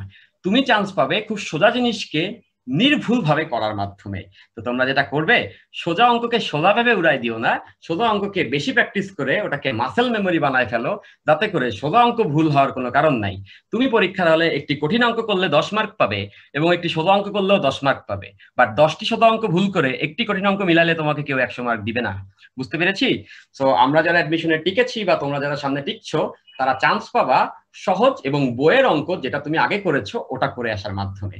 আর কঠিন অঙ্কগুলো তখনই মিলে যখন সহজ অঙ্কগুলো অলরেডি খাতায় করা হয়ে যায়। বুঝতে পারছি? সো তোমাদের এই ব্যাপারে সিনসিয়ার থাকতে হবে। আরেকটি কথা একটু অ্যাড করে নিচ্ছি, অঙ্ক একটাকে হাজার ওয়েতে করা যাবে, আমরা একটা ইফেক্টিভ ওয়েতে অঙ্কটা করব। বাট হাজার হাজার ওয়ে নিয়ে ঘাটতে গিয়ে যে ভুল একটা ঝামেলা হয় সেটা হচ্ছে, একটা হচ্ছে নলেজ আর একটা হচ্ছে ইলিউশন অফ নলেজ। সো বেশি বেশি চিন্তা ভাবনা করে একটা ইলিউশন তৈরি হয় আমি বোধহয় অনেক পারি, কিন্তু ফলাফল দেখা যায় খাতায় কিন্তু অঙ্কগুলো আর মিলানো যায় না, বাস্তবতা এমন হয়ে যায়। তো আমি বলছি ইলিউশন অফ নলেজ রেখে দাও, একটি অঙ্ক এভাবে করতে হয়, এভাবে করে নলেজকে খুব প্রিসাইজ আকারে স্টোর করলে রেজাল্ট ভালো করা যায়। জ্ঞানের চর্চা ওইটা অন্যভাবে, ওটা তুমি অনেকভাবে চেষ্টা করতে পারো, বাট পরীক্ষার রেজাল্ট ভালো করার ক্ষেত্রে তোমাকে অবশ্যই প্রিসাইজ হতে হবে। ফাইন। তো আমরা এভাবে করে উপাংশ ভাগ করা ব্যাপারটা দেখে ফেলেছি। এবার আসো, এখানে ওই কথাগুলি লেখা আছে যে যার সঙ্গে কোণ থাকবে তার সঙ্গে কস যাবে, আর যার সঙ্গে ওই লম্ব দিক যাবে তার সঙ্গে হচ্ছে গিয়ে সাইন যাবে। তো আমরা বুঝতে পারছি এই যে আর এক্স, এই আর এক্স অংশটা, আর এক্স কে যদি একটা ভেক্টর ধরি, ওই দিকের মানটা দিয়ে আর ওই দিকটা ফিক্সড করে দিয়ে, এবং আর ওয়াই কে যদি আর একটা ভেক্টর ধরি, এই দুইটা ভেক্টর তো ভাগ করে পেয়েছি কাকে? আর ভেক্টরকে ভাগ করে পেয়েছি। তো এই দুইটা ভেক্টরকে যোগ করলে তো আর ভেক্টরই পাবো। ওই যে সামান্তরিক বিধি, খেয়াল করো তো, এরা দুজনে মিলে আর এক্স এবং আর ওয়াই, এরা দুজনে মিলে যে সামান্তরিক ফর্ম করে তার কর্ণটাই কিন্তু হচ্ছে আমাদের এই আর। সো উল্টা ভাবে চিন্তা করলে এই 3 নাম্বার যে লাইনটা আছে পয়েন্ট বুলেট মার্কিং এর মাধ্যমে, এটা হচ্ছে ওই দুইটার যোগফল। এখানে ভেঙেছি, এখানে জুড়েছি। তো এই দুনিয়াটা ভাঙা করার খেলা। তো যাই হোক, আমরা ওই যে বললাম যে আর এক্স কে একটা ভেক্টর ধরেছি। তো মান তো আমরা জানি আর কস থিটা, ভেক্টরটা কি? এই যে আই বরাবর দিকটা আমাকে বের করতে হবে। আমি যদি বলি আর কস থিটা মান এক্স বরাবর, তো এক্স বরাবর বোঝানোর জন্য আমরা যে একক ভেক্টরটা ইউজ করি সেটাকে আমরা বলি হচ্ছে গিয়ে আই ক্যাপ, আর ওয়াই বরাবর বোঝানোর জন্য যেটা ইউজ করি সেটা হচ্ছে জে ক্যাপ। তাহলে বুঝতে পারছো, এই যে মানের পাশে যখন আমি ওই দিকের একক ভেক্টরটা লিখে দিই, তখন মান এবং দিক মিলে দুজনে মিলে একটা ভেক্টর প্রকাশ করে, যেটাকে আমরা আর এক্স বলছি, উপাংশ ভেক্টর।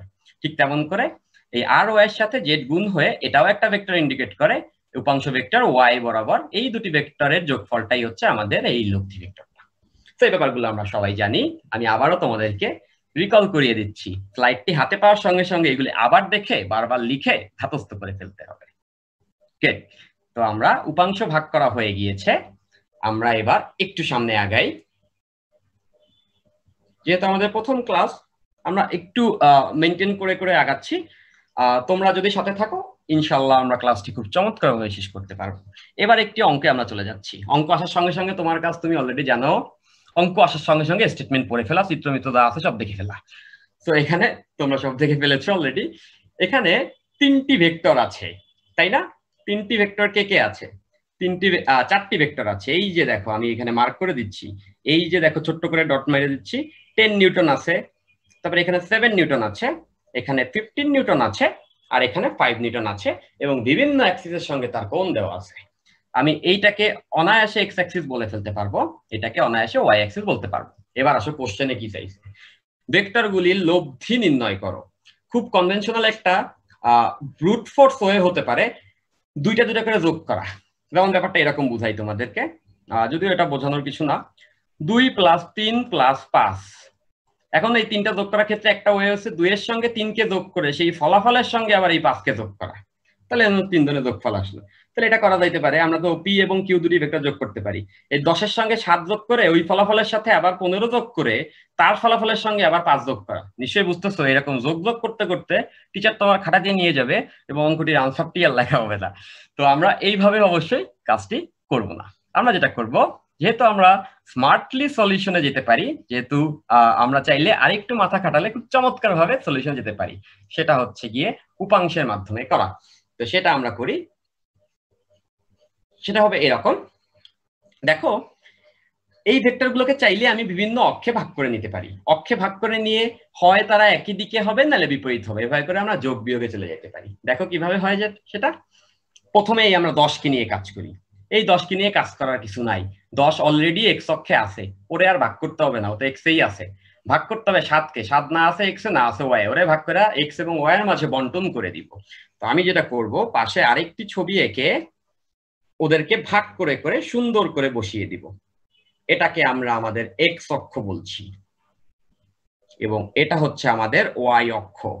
তো চলো এবার আমরা বলগুলোকে ভাগ করা শুরু করে দিই। এবার যেটা প্রথমে হয়েছে সেটা হচ্ছে গিয়ে 10কে প্রথমেই আমরা কাজে লাগাই দিলাম। সেটা হচ্ছে 10 তো এক্স অক্ষেই আছে, তো ওরে আর ভাগ করার দরকার নেই, 10 রয়ে গেল। এবার আসো 7, 10 কাটা, 10টা আমি বসাই ফেলছি। আমরা সবাইকে অক্ষে আগে বসাবো। 7 না পড়ছে এক্স এ না ওয়াই এ, এটাকে ভাগ করব।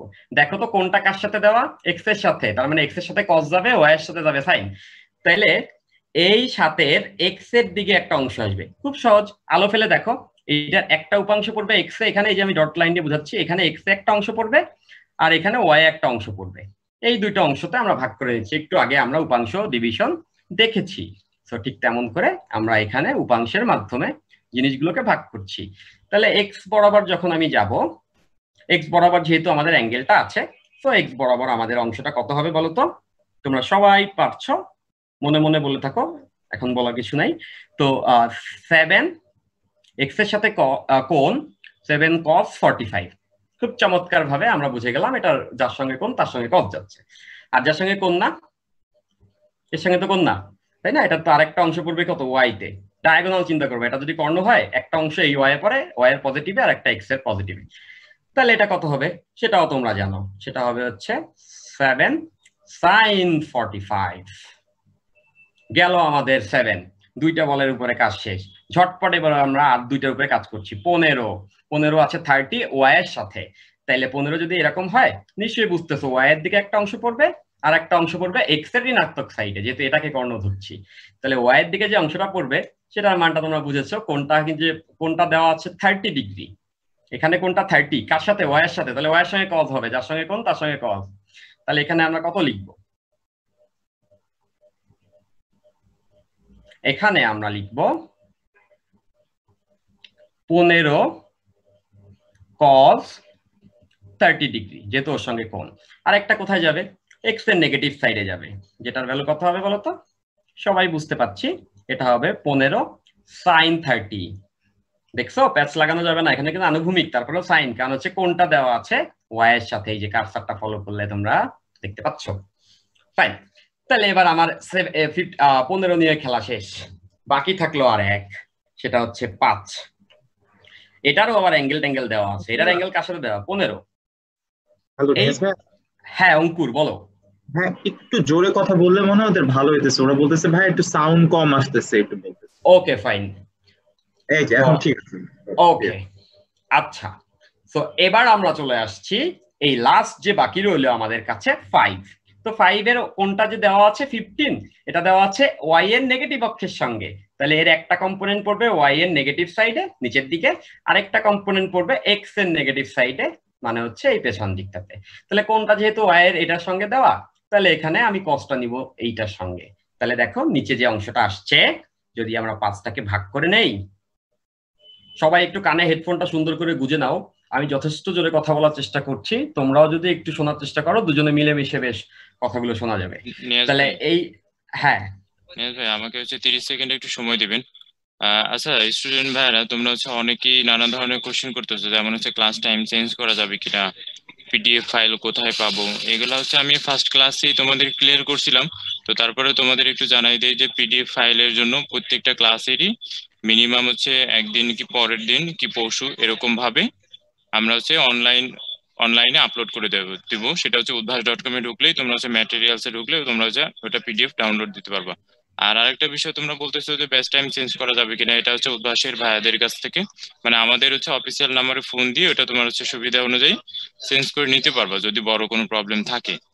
ঠিক আছে। আর হচ্ছে কিউএনএ তে হচ্ছে সবসময় চেষ্টা করবা তোমরা হচ্ছে মানে সাবজেক্ট রিলেটেড কোশ্চেন করার জন্য, অন্য কোনো কিছু বলবা না। আর অন্য কোনো কিছু জানার থাকলে অবশ্যই অফিসিয়াল নাম্বারে ফোন দিবা, এই আর কি। ঠিক আছে ভাই, স্টার্ট করেন। সরি ভাই। ওকে, তো তোমরা নিশ্চয়ই ইনফরমেশন পেয়ে গিয়েছো তোমরা কিভাবে কন্টেন্ট এবং ম্যাটেরিয়াল পেয়ে যাবা। সো আপাতত আমরা ক্লাস আবার ব্যাক করি, যা যা পাওয়ার সব পেয়ে যাবা, কোনো টেনশন নাই, আমরা ক্লাসে চলে আসি। এবার আসো যেখানে আমরা ছিলাম, যে 5 নিউটন, যেহেতু এটা এক্স এর নেগেটিভের সঙ্গে ওয়াই এর নেগেটিভের সঙ্গে 15 ডিগ্রি কোণ করছে, তাহলে এর এই নিচের দিকে অংশটা হবে কত বলতো? এটা হবে হচ্ছে গিয়া 5, ওর সঙ্গে কোণ, তাহলে ওর সঙ্গে cos 15। এবং দেখো আরেকটা অংশ থাকবে হচ্ছে এইখান থেকে খেয়াল করলে এটা ডায়াগোনাল ধরলে আরেকটা অংশ থাকবে এক্স এর নেগেটিভের সাথে, তো সেটা হবে সাইন। তাহলে আরেকটা অংশ আমরা এখানে বসাই ফেলছি, এটা হবে হচ্ছে 5 sin 15। তো এবার খেয়াল করো, একে একে চারজন বলকেই আমি বিভিন্ন রকম ভাবে ভেঙে চুরে এক্স এবং ওয়াই এ অ্যালাইন করে ফেলেছি, এটাই তো চাচ্ছিলাম। এবার যে মজাটা হবে সেটা হচ্ছে জিনিসটাকে আমরা এক্স ওয়াই এ নিয়ে আসছি।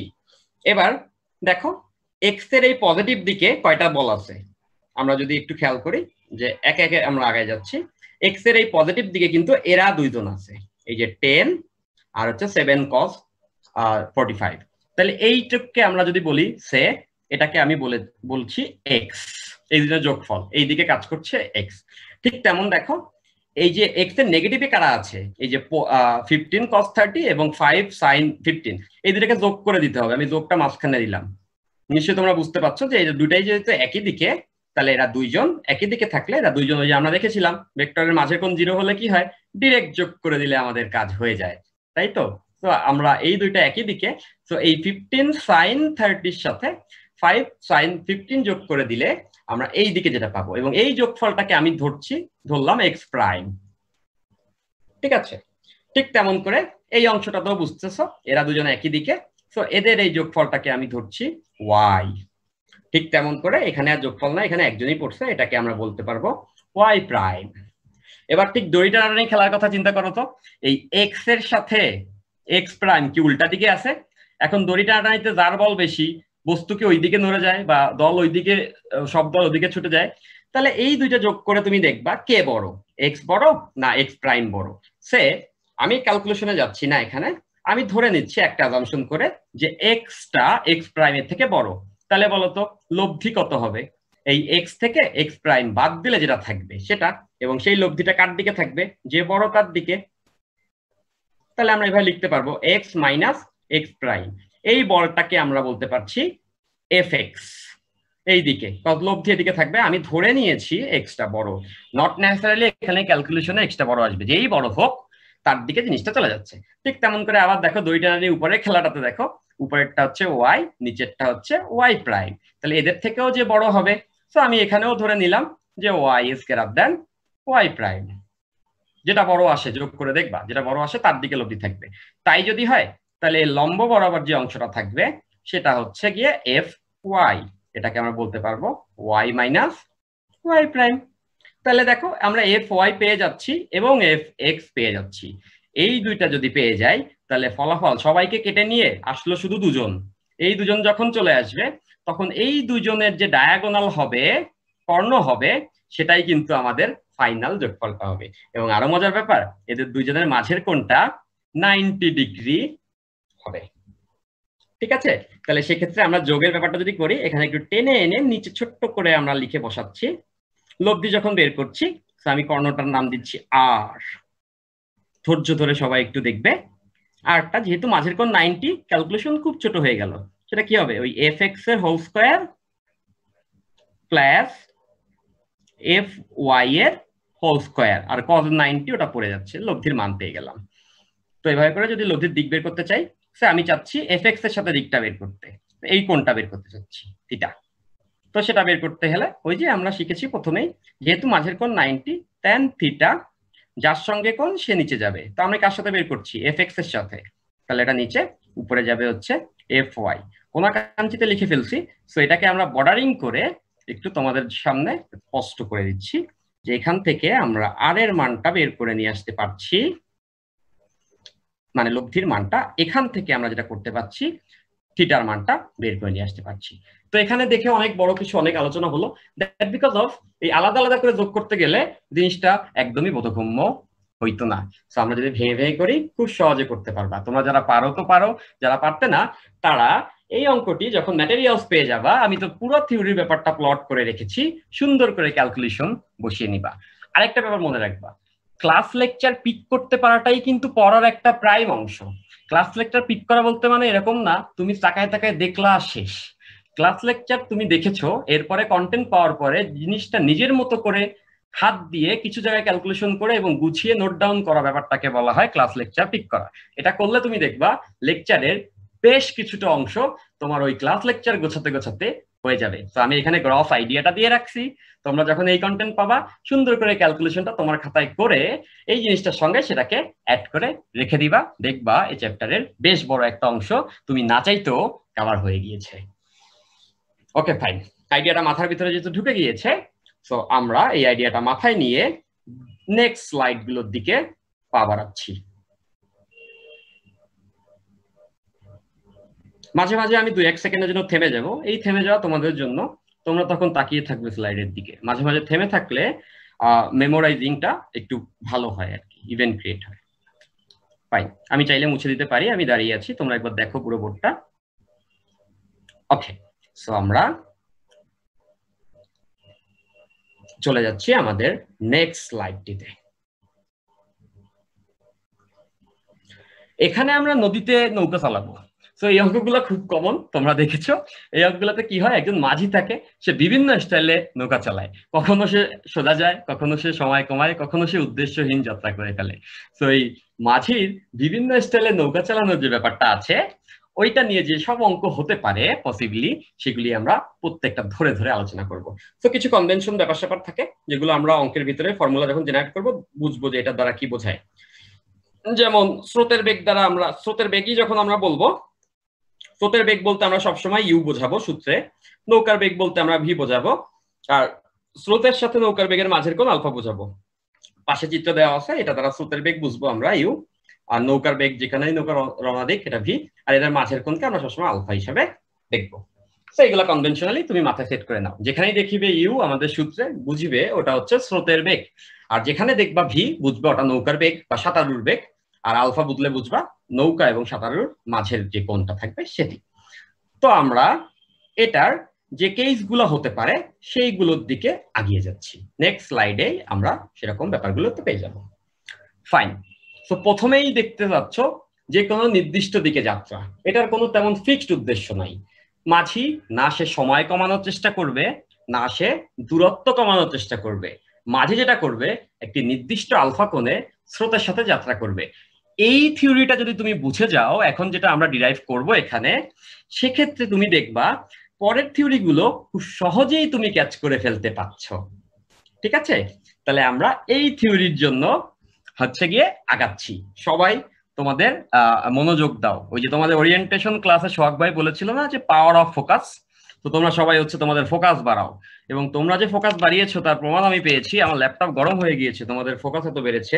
ওই যে আমরা শুনেছিলাম যে ফোকাস বাড়লে হচ্ছে আগুন জ্বলে যায়, ওই যে আতশিক আছে, তো তোমাদের মনোযোগের কারণে অলরেডি আমাদের ডিভাইস গুলো বেশ হিট জেনারেট করেছে। ওকে ফাইন, তো আমরা চলে যাচ্ছি অঙ্কের ভিতরে। সো আমাদের এই অঙ্কগুলোতে একটা স্পেশালিটি হচ্ছে নদীটি একদম আদর্শ নদী হয়, এমন একটি নদী হয় যে নদীটার দুটি পার সবসময় সমান্তরাল থাকে।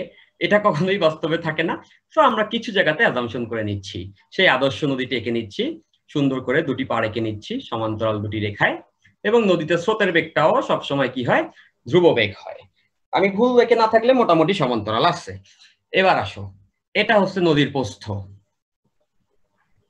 এবং এই যে নদীর প্রস্থটি আছে, এই নদীর প্রস্থটিকে আমরা সবসময় লিখবো ডি দিয়ে, এটাকে আমরা ডি বলবো, সূত্রে ডি দেখলে বুঝবা নদীর প্রস্থ। এবার আসো, স্রোত তো এই এক কুল থেকে আরেক কুলে বয়ে যাবে, এইভাবে করে স্রোত এদিক থেকে এদিকে বয়ে যাবে। তাহলে স্রোতের দিকটা আমরা ধরেছি এই নদীর প্রস্থ নদীর দৈর্ঘ্য বরাবর, এটাকে আমরা ইউ বলছি। এখন মাঝি যেহেতু আমাদের এখানে উদ্দেশ্য যে কোনো দিকে যাত্রা করবে, তার মানে দাঁড়াচ্ছে মাঝি একটা নির্দিষ্ট দিকে যেটা যে কোনো আলফা কোণে যাত্রা করে ফেলবে। তো এখান থেকে মাঝি এই দিকে যাত্রা করেছে। হ্যাঁ, আমি ধরে নিয়েছি যে কোনো একটা আলফা কোণ আমি ধরে নিয়েছি, এটা হচ্ছে স্রোতের বেগ, নৌকার বেগ ভি, এবং এই কোণটা সে আমরা ধরছি যে কোনো দিক বলেছি, সেটা যে কোনো আলফা হতে পারে। এই আলফা কোণে স্রোতের সাথে মাঝি যাত্রা করেছে। এবার আসো, তার নদী পাড়ি দিতে কত সময় লাগবে, কি কি কাহিনী হবে, সবগুলি আমরা ডিটেলস চলে যাব। তো ফার্স্ট অফ অল দেখো এখানে লব্ধিটা আঁকতে হবে। লব্ধির ব্যাপারটা একটু খেয়াল করলে তোমরা বুঝবা। যেহেতু এই দিকে হচ্ছে আমাদের স্রোত, এইদিকে হচ্ছে আমাদের নৌকা, আর এইদিকে স্রোত, তো দেখো তো এটা যদি একটা সামান্তরিক হয়, এটা সন্নিহিত বাহু না, এই যে আমার কার্সারটা খেয়াল করো, এটা হচ্ছে ভি, এটা হচ্ছে ইউ। নৌকা না যাবে ভি এ, না যাবে ইউ এ, যাবে কোথায় বলো তো?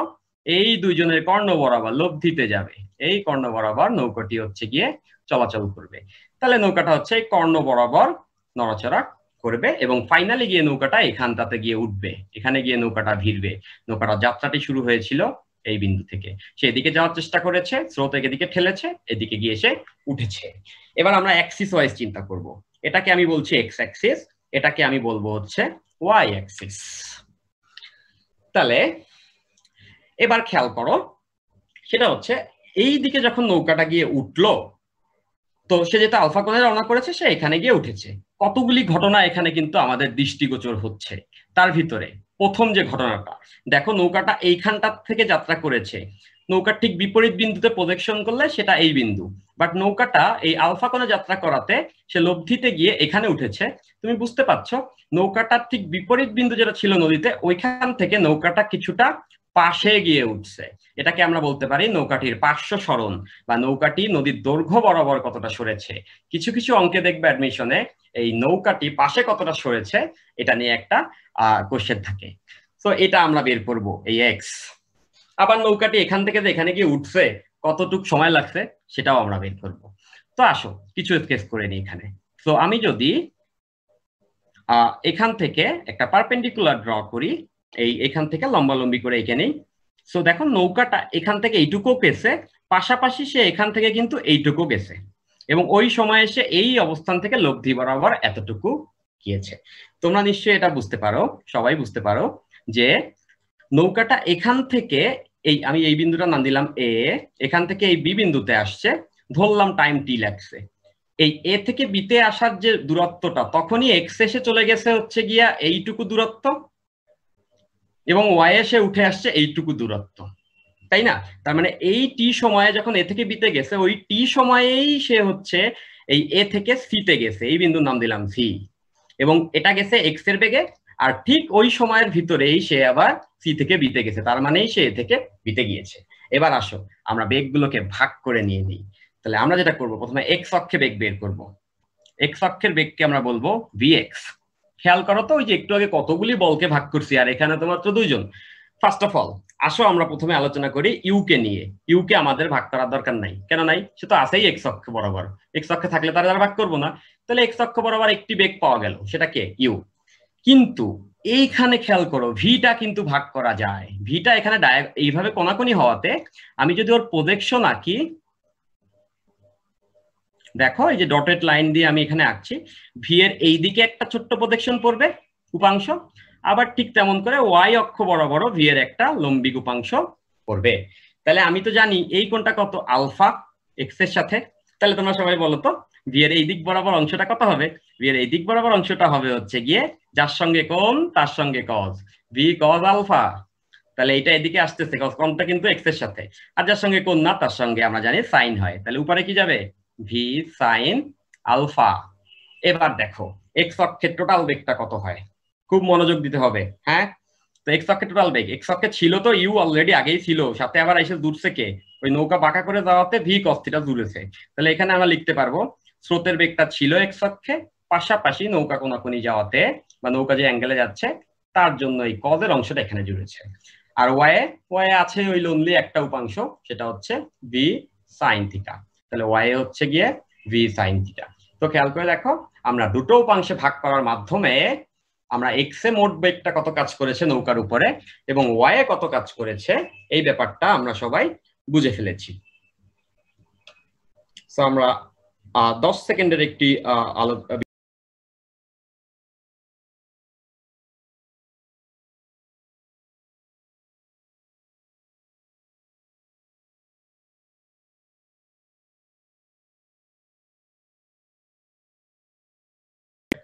আমরা আবারও ব্যাক করে ফেললাম। সবাই নিশ্চয়ই আমাদের সঙ্গে আছো। তো আমরা এক্স এ এবং ওয়াই এ ভেক্টর মানটা বের করে ফেলেছি। এবার আসো, খেয়াল করো, এক্স বরাবর যে তার সরণটা হবে, এক্স বরাবর তার সরণটা হবে কিন্তু এক্স বরাবর বেগের জন্য, যেটাকে আমরা বলবো হচ্ছে গিয়ে ভিএক্স। ঠিক তেমন করে ওয়াই বরাবর সরণটা হবে ওয়াই অক্ষের বেগের জন্য, এবং একই টাইমে এই ঘটনাগুলি ঘটবে। তাহলে এবার আসো, আমরা একটি সূত্র জেনে থাকছি, সময়ের সূত্র। সমবেগে চলন্ত বস্তুর ক্ষেত্রে সময় ইকুয়ালস টু কি হয়? সবাই বলো তো। অতিক্রান্ত দূরত্ব এবং নিচে আসতেছে তার বেগ। আমরা জানি দূরত্ব বাই বেগকে সময় বলছি আমরা। তো খেয়াল করো, আমরা এবার এই ফর্মুলাটিকে বিভিন্ন অক্ষের জন্য আলাদা আলাদা করে অ্যাপ্লাই করতে চাচ্ছি। হ্যাঁ, তো চলো আমরা এই ফর্মুলাটাকে প্রথমে অ্যাপ্লাই করব হচ্ছে গিয়ে আমরা এই ফর্মুলাটিকে ওয়াই অক্ষের জন্য। এটিকে যদি আমরা ওয়াই অক্ষের জন্য চিন্তা করি, সবাই একটু খেয়াল করবে, এটা ওয়াই অক্ষের জন্য। তো টাইম যখন বের করছি, টাইম তো আর অক্ষের জন্য আলাদা হবে না, টাইম তো সব অক্ষে এক। ওয়াই অক্ষে দেখো তো পুরো টাইমটা তো অতিক্রান্ত দূরত্ব কত? বস্তুটা আসছে, কার্সারটি ফলো করলে বুঝবে, এ থেকে বি তে এসেছে বস্তুটি। দ্যাট মিনস সে এক্স এ আসছে এই এক্স পরিমাণ, আর ওয়াই এ আসছে ডি পরিমাণ। ওয়াই বলতে আমরা এই লম্ব অক্ষটাকে বলছি। এখান থেকে এখানে আসা মানে এক্স এ এতটুকু আগানো আর ওয়াই এ এতটুকু ওঠা। তাহলে ওয়াই এর দূরত্ব বলতে আমরা কি নদীর প্রস্থ বলতে পারি, এতটুকুই তো নদীর প্রস্থ। এবং ওয়াই অক্ষের বেগটা কত? আমরা যেহেতু এই পুরো ইকুয়েশনটাকে ওয়াই এর জন্য অ্যাপ্লাই করছি, ওয়াই অতিক্রান্ত দূরত্ব ডি, আর ওয়াই এর যে বেগটা আছে সেটা তো বের করাই আছে, ভি ওয়াই, যেটাকে আমরা বলতে পারবো ভি সাইন থিটা বা সাইন আলফা, যেটা আমরা বের করে রেখেছি। তো চমৎকার একটি ফর্মুলা কিন্তু আমরা এখান থেকে পেয়ে যাচ্ছি। তোমরা নিশ্চয়ই বুঝতে পারছো এই ফর্মুলাটি যেহেতু আমরা বুঝে ডিরাইভ করে ফেলেছি, মেমোরি করলে খুব একটা ক্ষতি হবে না। অ্যাডমিশনে দুই একটা লাইন একটু আগায় বাগায় ক্যালকুলেশন করলে খুব প্যারা হবে না। তাই বলে 1 লাখে দাম দিয়ে আনসারে চলে যায় না, মানে এটা একবারে এই লাইনটা লিখতে পারো অঙ্ক আসলে।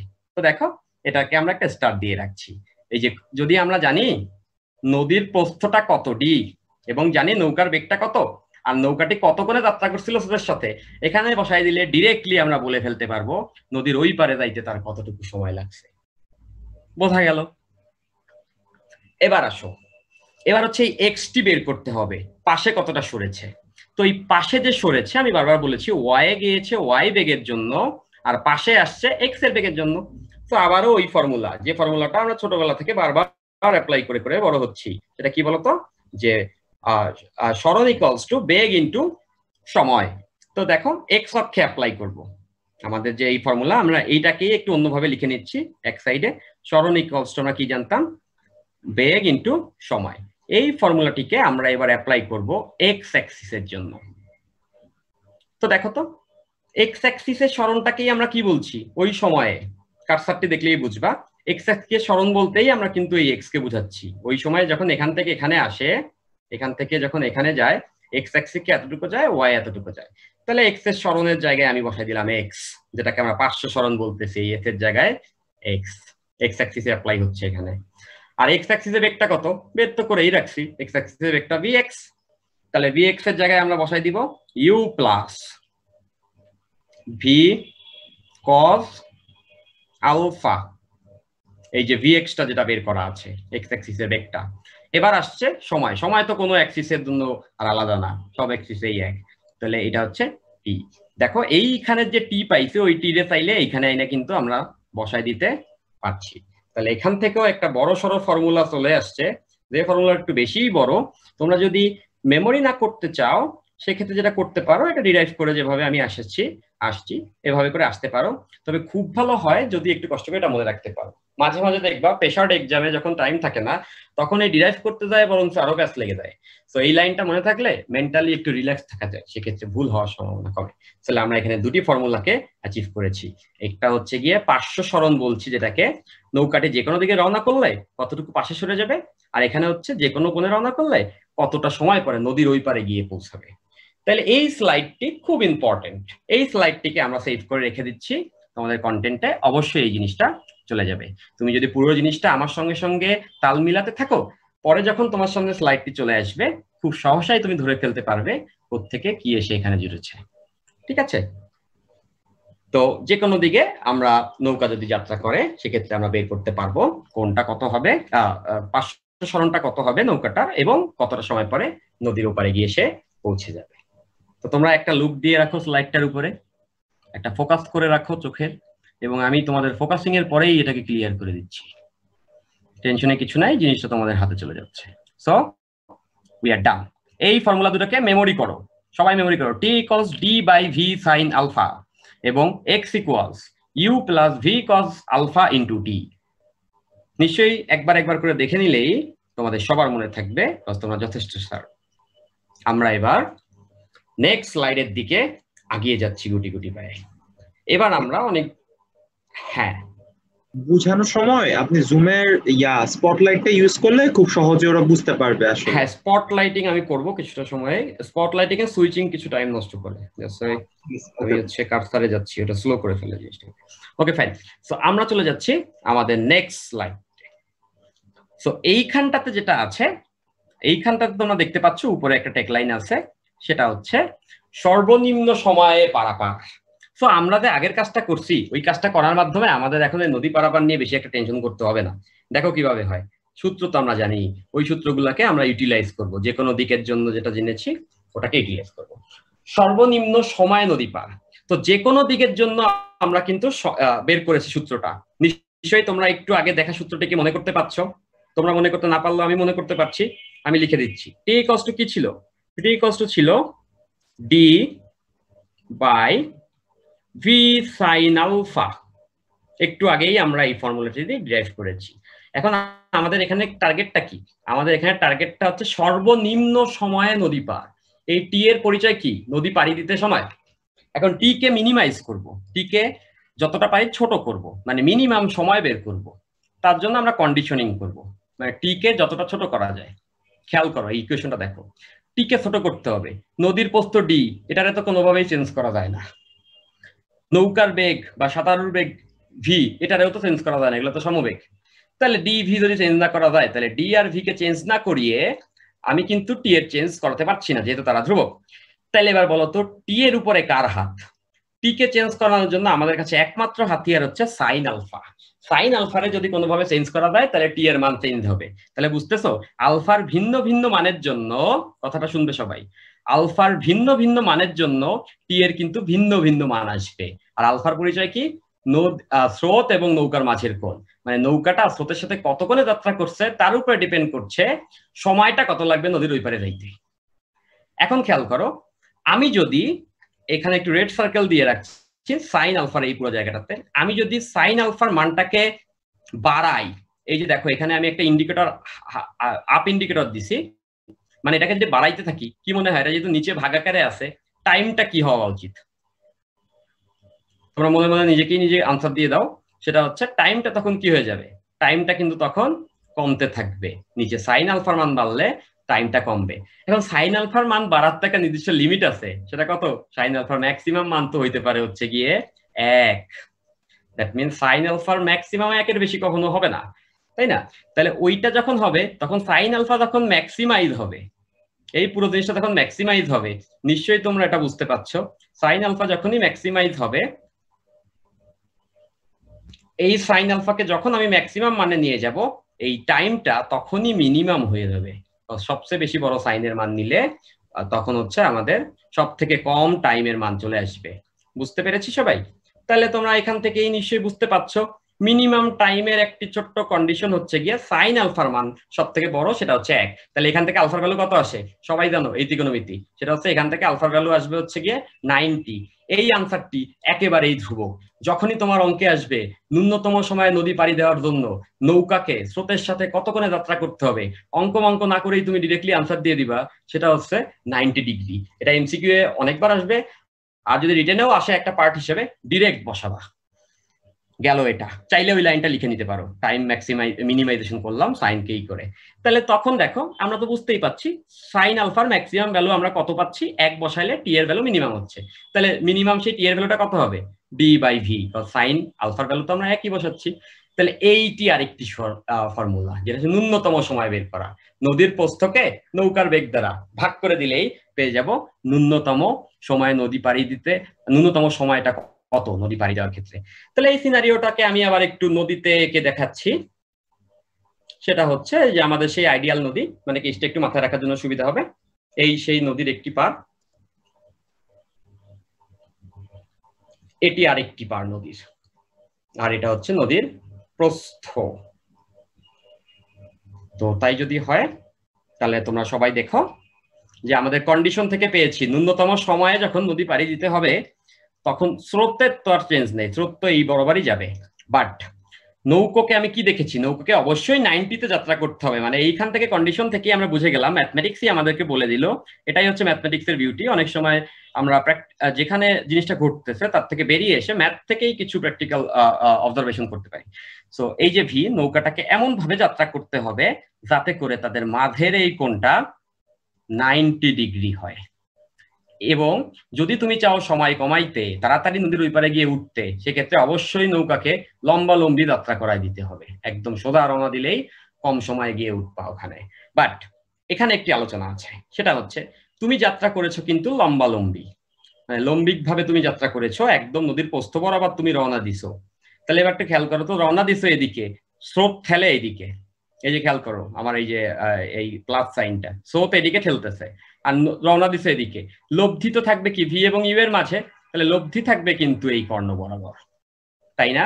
তো লব্ধি যদি এই বরাবর থাকে তাহলে কি তোমরা বুঝতেছো, সময় কমে যায় ওখানে গিয়ে সে উঠবে বটে, বাট সে ওই যে সময় কমই লাগবে নদীর ওপারে যাইতে, বাট সে যে উঠবে কিন্তু এই বিন্দুটাতে। তাহলে এই বিন্দুটাতে যদি সে গিয়ে উঠে তাহলে সেক্ষেত্রে নিশ্চয়ই সবাই বুঝতে পারছো নৌকাটা যাত্রা এখানে হবে, চেষ্টা করবে সোজা যাওয়ার, স্রোত ঠেলে তারে নিয়ে এখানে যায় উঠাবে। তাহলে এই ক্ষেত্রে তার একটা নতুন একটা রাশি চলে আসে, সেটা হচ্ছে এই ক্ষেত্রেও কিন্তু তার পার্শ্ব সরণ হয়ে গেছে, পাশে কিছুটা সরে আসছে বিপরীত বিন্দু থেকে। তাহলে এইখানে তখন এক্সটা বের করব, খুব সিম্পল।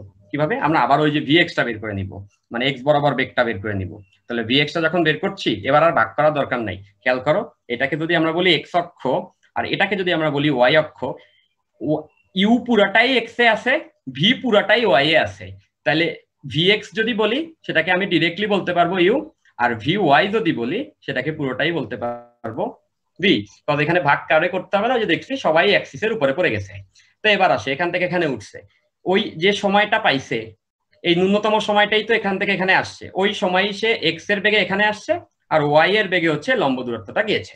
তাহলে এবার আসো আমাদের যদি এক্স বের করতে বলে তাহলে ওই যে আমাদের সেই ট্রেডিশনাল ফর্মুলা যেটা আমরা শিখে শিখে বড় হচ্ছি, যে সরণ ইকুয়ালস টু বেগ ইন্টু সময়, এই ইকুয়েশনটিকে আমরা এবার নিয়ে যাচ্ছি ওয়াই অক্ষের জন্য অ্যাপ্লাই করছি, ওয়াই অ্যাক্সিস। তাহলে দেখো, সরি, আমরা এটাকে এক্স অ্যাক্সিসের জন্য অ্যাপ্লাই করব। ওয়াই এর জন্য করার কাজটা হয়ে গিয়েছে, এটাকে আমরা করছি এক্স অ্যাক্সিসের জন্য অ্যাপ্লাই, কারণ আমাদের টার্গেটটা হচ্ছে নদীর পার্শ্ব সরণটা, নৌকাটা কতটা পাশে গিয়ে উঠেছে এটা বের করা ন্যূনতম সময়ের ক্ষেত্রে। তাহলে দেখো এই ক্ষেত্রে এস এর ভ্যালুটা কত হবে, এক্স পাশে সরেছে, আর এই বেগটা কত হবে, এক্স অক্ষ বরাবর বেগ, আর এক্স অক্ষ বরাবর বেগ তো আমরা দেখলামই, সেটা শুধুমাত্র ইউ এখানে। তাহলে এখানে আমরা লিখতে পারবো হচ্ছে গিয়ে ইউ। আর টিটা কি, এখানে টিটাই তো মিনিমাম সময়, টি তো আমরা এখানে বের করে রাখছি, সেটা হচ্ছে ডি বাই ভি। তাহলে সেখানে লিখতে পারবো ডি বাই ভি। তাহলে দেখো এইখান থেকে পার্শ্ব সরণ বের করার একটি ফর্মুলা আমরা পেয়ে গিয়েছি। তো এখানে আমি স্টার্টিং করে রাখছি, এই ন্যূনতম সময়ের অঙ্ক আসলেই এখান থেকে বের করবা সময়টা কত, নদীর প্রস্থকে নৌকার বেগ দ্বারা ভাগ, এবং পাশে কতটা সরছে সেটা বের করবা এই বাক্সটা বা এই স্টার দেওয়া এই গোল্লাটা থেকে, এই D by V into U. আর কত কোণে যাত্রা করতে হবে সেটা তো এই যে অবভিয়াস, সেটা তোমরা এখান থেকে পাচ্ছ, যেটা হচ্ছে 90। তাহলে একটু রিক্যাপ করে দেই, ন্যূনতম দূরত্ব নদী পাড়ি দিতে হলে কত কোণে যাত্রা করতে হবে, স্রোতের সাথে 90 ডিগ্রি কোণে। আর টাইমটা কত লাগবে, ডি বাই ভি, নদীর প্রস্থ বাই নৌকার বেগ। আর পাশে কতটা সরে যাবে, D by V into U. তো এই তিনটি ফর্মুলা আমি 1 2 3 লিখে রাখছি, এই যে 1, এই যে 2, এই যে 3। বুঝে তো ফেলেছই, এখন মেমোরি করে ফেলো, পরের অঙ্কটা আসলে ডিরেক্টলি এই ভ্যালুগুলি বসিয়ে দিতে পারবে। ক্লিয়ার? ফোকাস করো, এই স্ক্রিনটার দিকে তাকিয়ে থাকো, এবং যখন ম্যাটেরিয়ালস পাচ্ছ তখন আবার বারবার এটাকে লেখার মাধ্যমে প্র্যাকটিস উঠাবা। অনেকে আছে মনে করতেছো যে তোমার মেমোরি ফটোগ্রাফিক, হতে পারে তোমার মেমোরি ফটোগ্রাফিক, বাট তুমি যদি 2, 3, 4 বার জিনিসটাকে লিখো, ফটোগ্রাফিক মেমোরির উপরে আরো ইন্টেন্সিটি বেড়ে যাবে, যেটা ভুলে যাওয়ার চান্স খুবই কম থাকবে। তো একটা জিনিস শুধুমাত্র চোখে দেখে পেরে যাবা এটা ভাববা না। একটা জিনিস যখন তুমি শিখবে, ওটা চোখে দেখে প্রথমে শিখার পরে 4 বার যখন লিখবা তখন এটা স্টেবল মেমোরি হয়ে যাবে। এবং আরেকটা ইনফরমেশন তোমাদেরকে দিয়ে দিই, এটা আমি আমি নিজের থেকে অনেকবার খেয়াল করেছি। একটি অঙ্ক তোমার লাইফে 3-4 বার যদি আগে না করা থাকে, বুয়েট পরীক্ষার হলে বা কম্পিটিটিভ এক্সাম হলে তুমি মিলাই ফেলবা, এই আশাটা করাটা এক ধরনের দুরাশা। তো মনে রাখবা, যে অঙ্কটি তুমি বাসায় 10 বার করবা বা 4 বার করবা, ওই অঙ্কটি পরীক্ষার হলে মিলাইতে পারবা। এর থেকে কম করা অঙ্কটি দেয় দেখবা পরীক্ষা হলে ক্যালকুলেশন এরর দেখাচ্ছে। তো তোমরা চেষ্টা করবা যত অঙ্ক শিখছো বেশি বেশি বার করে জিনিসটাকে প্র্যাকটিসে নিয়ে আসা। তো নিশ্চয়ই এই স্ক্রিনটা তোমাদের মনে ধরে আছে। আমরা এখন এটাকে সেভ করে রাখছি এবং আমরা এটাকে ক্লিন করে আমাদের নেক্সট স্লাইডের দিকে আগিয়ে যাচ্ছি। আমরা থিওরি দেখলাম, বেশ যে কোনো দিকে দেখলাম, ন্যূনতম সময় নদী পাড়ি দেখলাম। এবার আমরা অঙ্ক দেখব। সবাই অঙ্কটা পড়ো, এবং আমার ধারণা অঙ্কটি পড়ার মাধ্যমেই তোমার মাথায় হিট করে দিবে যে অঙ্কটি আসলে কোন অঙ্ক এবং কিভাবে ডাটা বসাইতে হবে। সবাই পারবে, দেখো পড়ে ফেলো সবাই।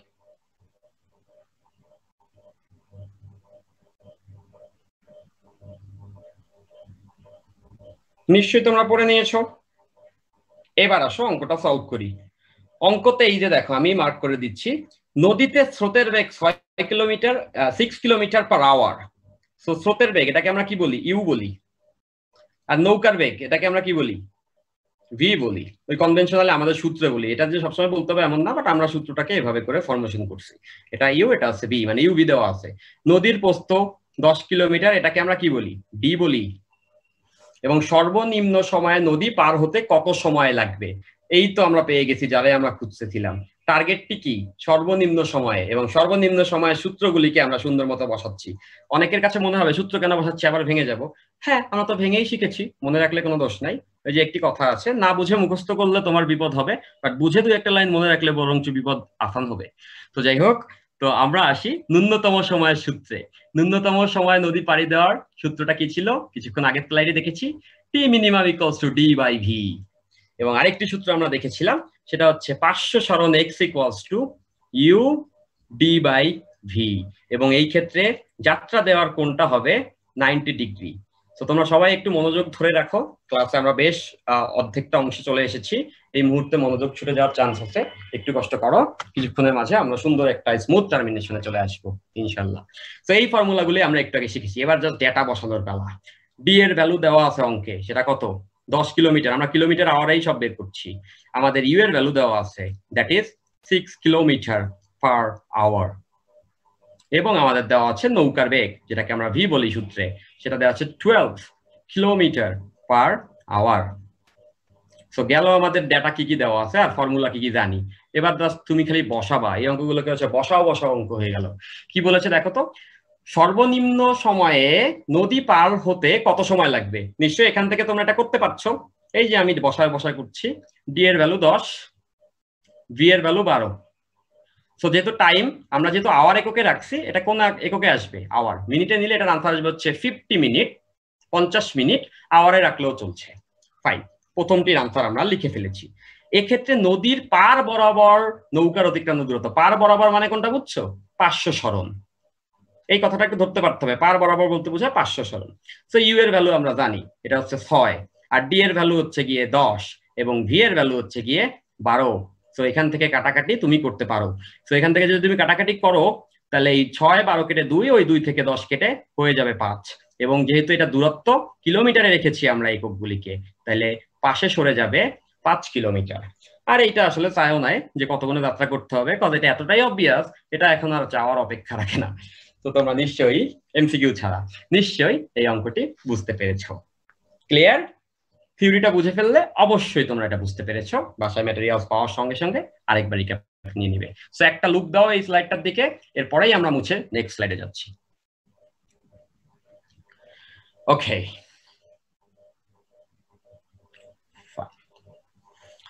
সো আমরা চলে যাচ্ছি আমাদের পরবর্তী স্লাইডটিতে। এই স্লাইডটিতে যখন আমরা আসছি, এবার হচ্ছে ক্ষুদ্রতম পথে পারাপার। এবার সে না সময় কমাবে না যে কোনো দিকে রওনা করবে, সে এবার যেটা করবে পথ কমাবে, সে পথকে বাড়তে দিবে না, সে পথটাকে কম রাখবে। তার টার্গেটটাই হচ্ছে পথটিকে কম রাখা। তো চলো আমরা প্লট ক্রিয়েট করি, সেই আদর্শ নদীটার দিকে আমরা আবার আগাই। এই সেই নদী, এটা এটা হচ্ছে নদীর প্রস্থ।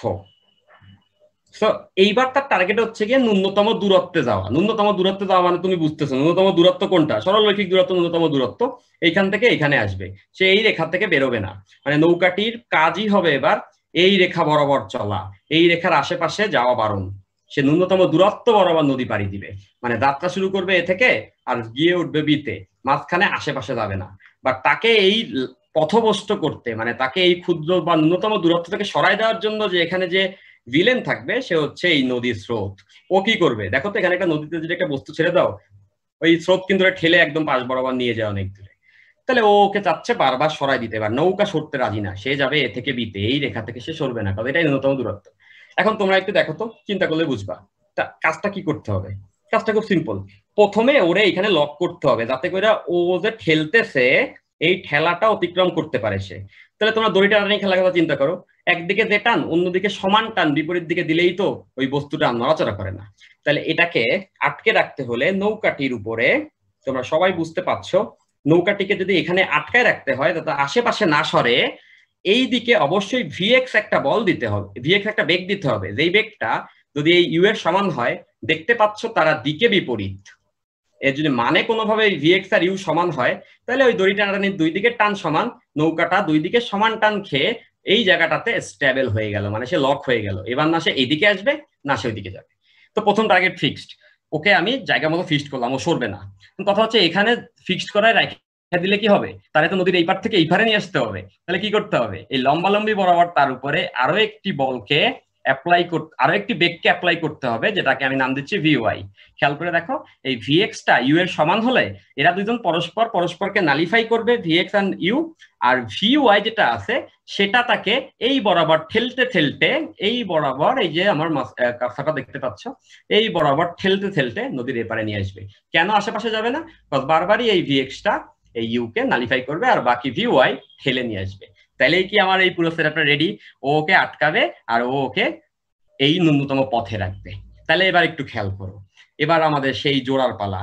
আমরা তো ভাগ করেছি অনেকবার, মানে উপাংশে ভেঙেছি, এবার উপাংশ জুড়বো। এইটাকে যদি আমি বলি, এইটা যদি নৌকার উপরে ক্ষুদ্রতম পথে রাখার জন্য এইটা দিতে হবে, যেটা হইতে হবে ইউ এর সমান, পাশাপাশি নদী পাড়ি দেওয়ার জন্য এটা দিতে হবে। এই দুইটাকে দুইটা উপাংশ ধরলে এইখান থেকে যদি তুমি একটা সামান্তরিকের মতো চিন্তা করো, যদি একটি সামান্তরিক চিন্তা করো এটাকে, হ্যালো, হ্যাঁ হ্যাঁ আমার মাথায় আছে, আপনি টেনশন করেন না, 4-5 মিনিট এদিক ওদিক যাবে, আমি আছি, সমস্যা নেই।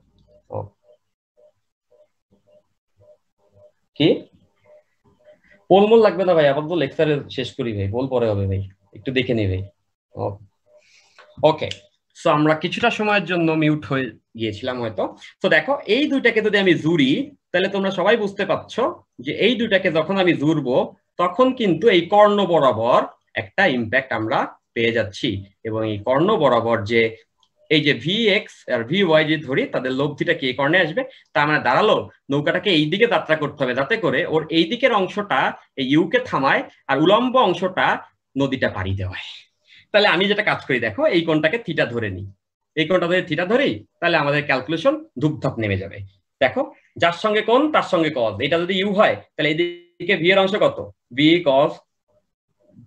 কস থিটা, আর উলম্ব দিকে ভি এর অংশ কত হবে, সেটা হবে ভি সাইন থিটা, যার সঙ্গে কোণ না তার সঙ্গে সাইন। এখন এইটারে লক তো রাখতে হয়েছে, লক রাখতে হয়েছে মানে আমি বারবার একটি কথা বলেছি, ভিএক্স আর ভি ও ইউ সমান। তাহলে আমরা বলতে হবে ন্যূনতম পথে থাকার জন্য প্রথম যে কন্ডিশন সেটা হচ্ছে ভিএক্স কে ইউ এর সমান হতে হয়েছে। আর ভিএক্স এর ভ্যালুটা আমরা কত জানি, ধরে নিয়েছি কোনটা ছিল theta, V cos theta equals U. তাহলে এখান থেকে কি আমরা থিটা বের করতে পারবো না, তাহলে থিটা ইকুয়ালস কত হবে, একবারে ঝটপটে লিখে ফেলছি, সেটা হবে cos inverse U by V.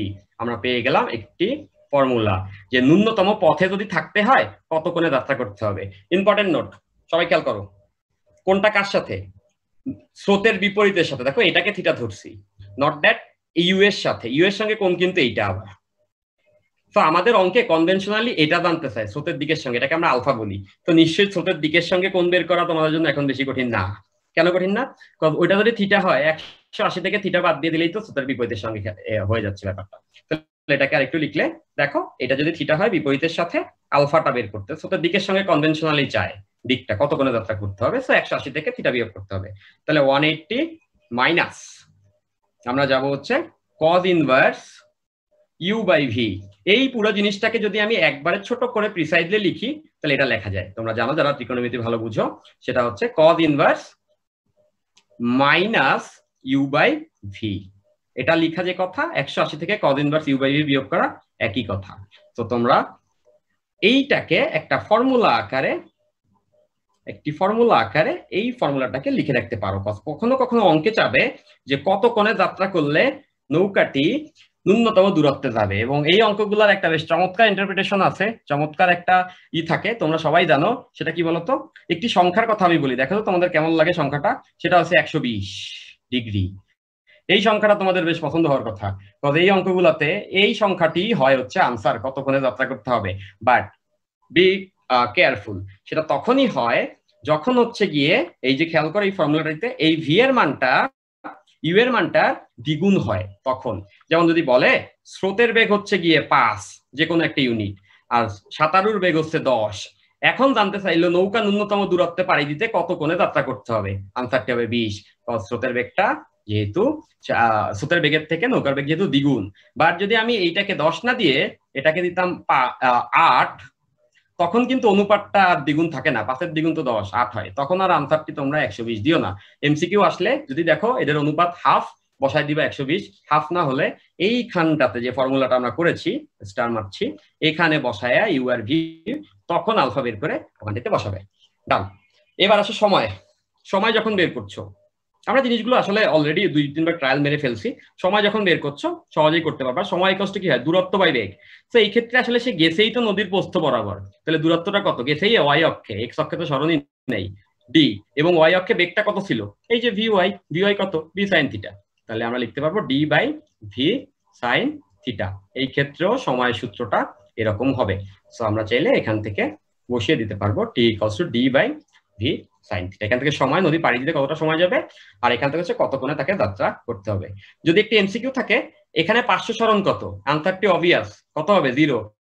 সে তো গেছেই এই রেখা বরাবর, পাশে সরবে না দেখেই তো এত কাহিনী করছে। তার মানে এই ন্যূনতম দূরত্ব নদী পাড়ি দেওয়ার ক্ষেত্রে পাশে সরাটাকেই বন্ধ করা হয়েছে। এমসিকিউ আসলে ডিরেক্ট আনসার হচ্ছে গিয়ে x ইকুয়ালস টু 0 হবে। ঠিক আছে, তো সবাই এই অংশটা বুঝে ফেলার কথা। তো তোমরা একবার তাকিয়ে নাও, আমি এটা সেভ করে নিচ্ছি, এটা তোমাদের কাছে চলে যাবে, এবং একটি অঙ্ক করলে জিনিসটা আরো একটু ক্লিয়ার হয়ে যাবে। ওকে, আমরা এটা মুছে ফেলছি, আমরা চলে যাচ্ছি একটি পরের অংশটাতে, পরের স্লাইডটিতে। দেখো একটি অঙ্ক আছে, এই অঙ্কটা আমরা করবো না, এই অঙ্কটা করার মতো কিছু না, মুখে মুখেই বসায় দেওয়া যাবে। স্রোতের বেগ, এই যে স্রোতের বেগ মানে তো বুঝতেছই, স্রোতের বেগ মানে হচ্ছে আমরা সবসময় যাকে বলি হচ্ছে ইউ। তাহলে এটা হচ্ছে আমাদের স্রোতের বেগ ইউ, আর নৌকার বেগ ভি। দেখছো দ্বিগুণ আছে, আনসারের দিকে চলে গেছে অলমোস্ট। আর নদীর প্রস্থ ডি।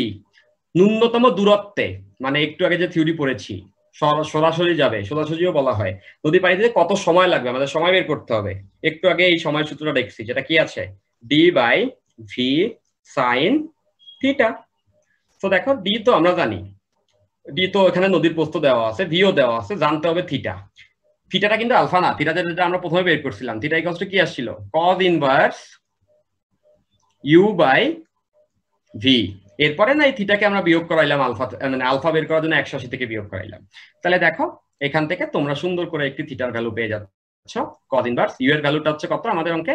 6, আর ভি এর ভ্যালুটা হচ্ছে আমাদের অঙ্কে 12। যেহেতু সব একই ইউনিটে আছে, রেশিও নিচ্ছি, চেঞ্জ করার কোনো দরকার নাই। এখান থেকে অ্যাঙ্গেলের ভ্যালুটা আসবে 60। এবার দেখো চমৎকার ভাবে সময়টার ভ্যালু বেড়ে গেছে, এটার ভ্যালু দেওয়া আছে 12 কিলোমিটার পার আওয়ারে বসাচ্ছি, আর এই নদীর প্রস্থটা যেটা দেওয়া 10, এবং থিটাটা ওখান থেকে বের করে নিলাম থিটার সূত্রটা থেকে, এবং থিটাটা আসছে আমাদের 60।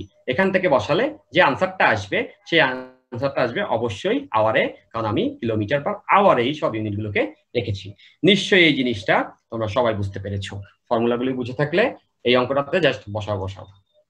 ক্লিয়ার? একবার একটা তাকিয়ে নাও এবং আমরা এটা সেভ করার মাধ্যমে পরের স্লাইডটিতে চলে যাচ্ছি। আমরা এখন যথেষ্ট পরিমাণে পানিতে পা ভিজিয়ে রাখার কারণে টেম্পারেচার ম্যাচ করাই ফেলছি।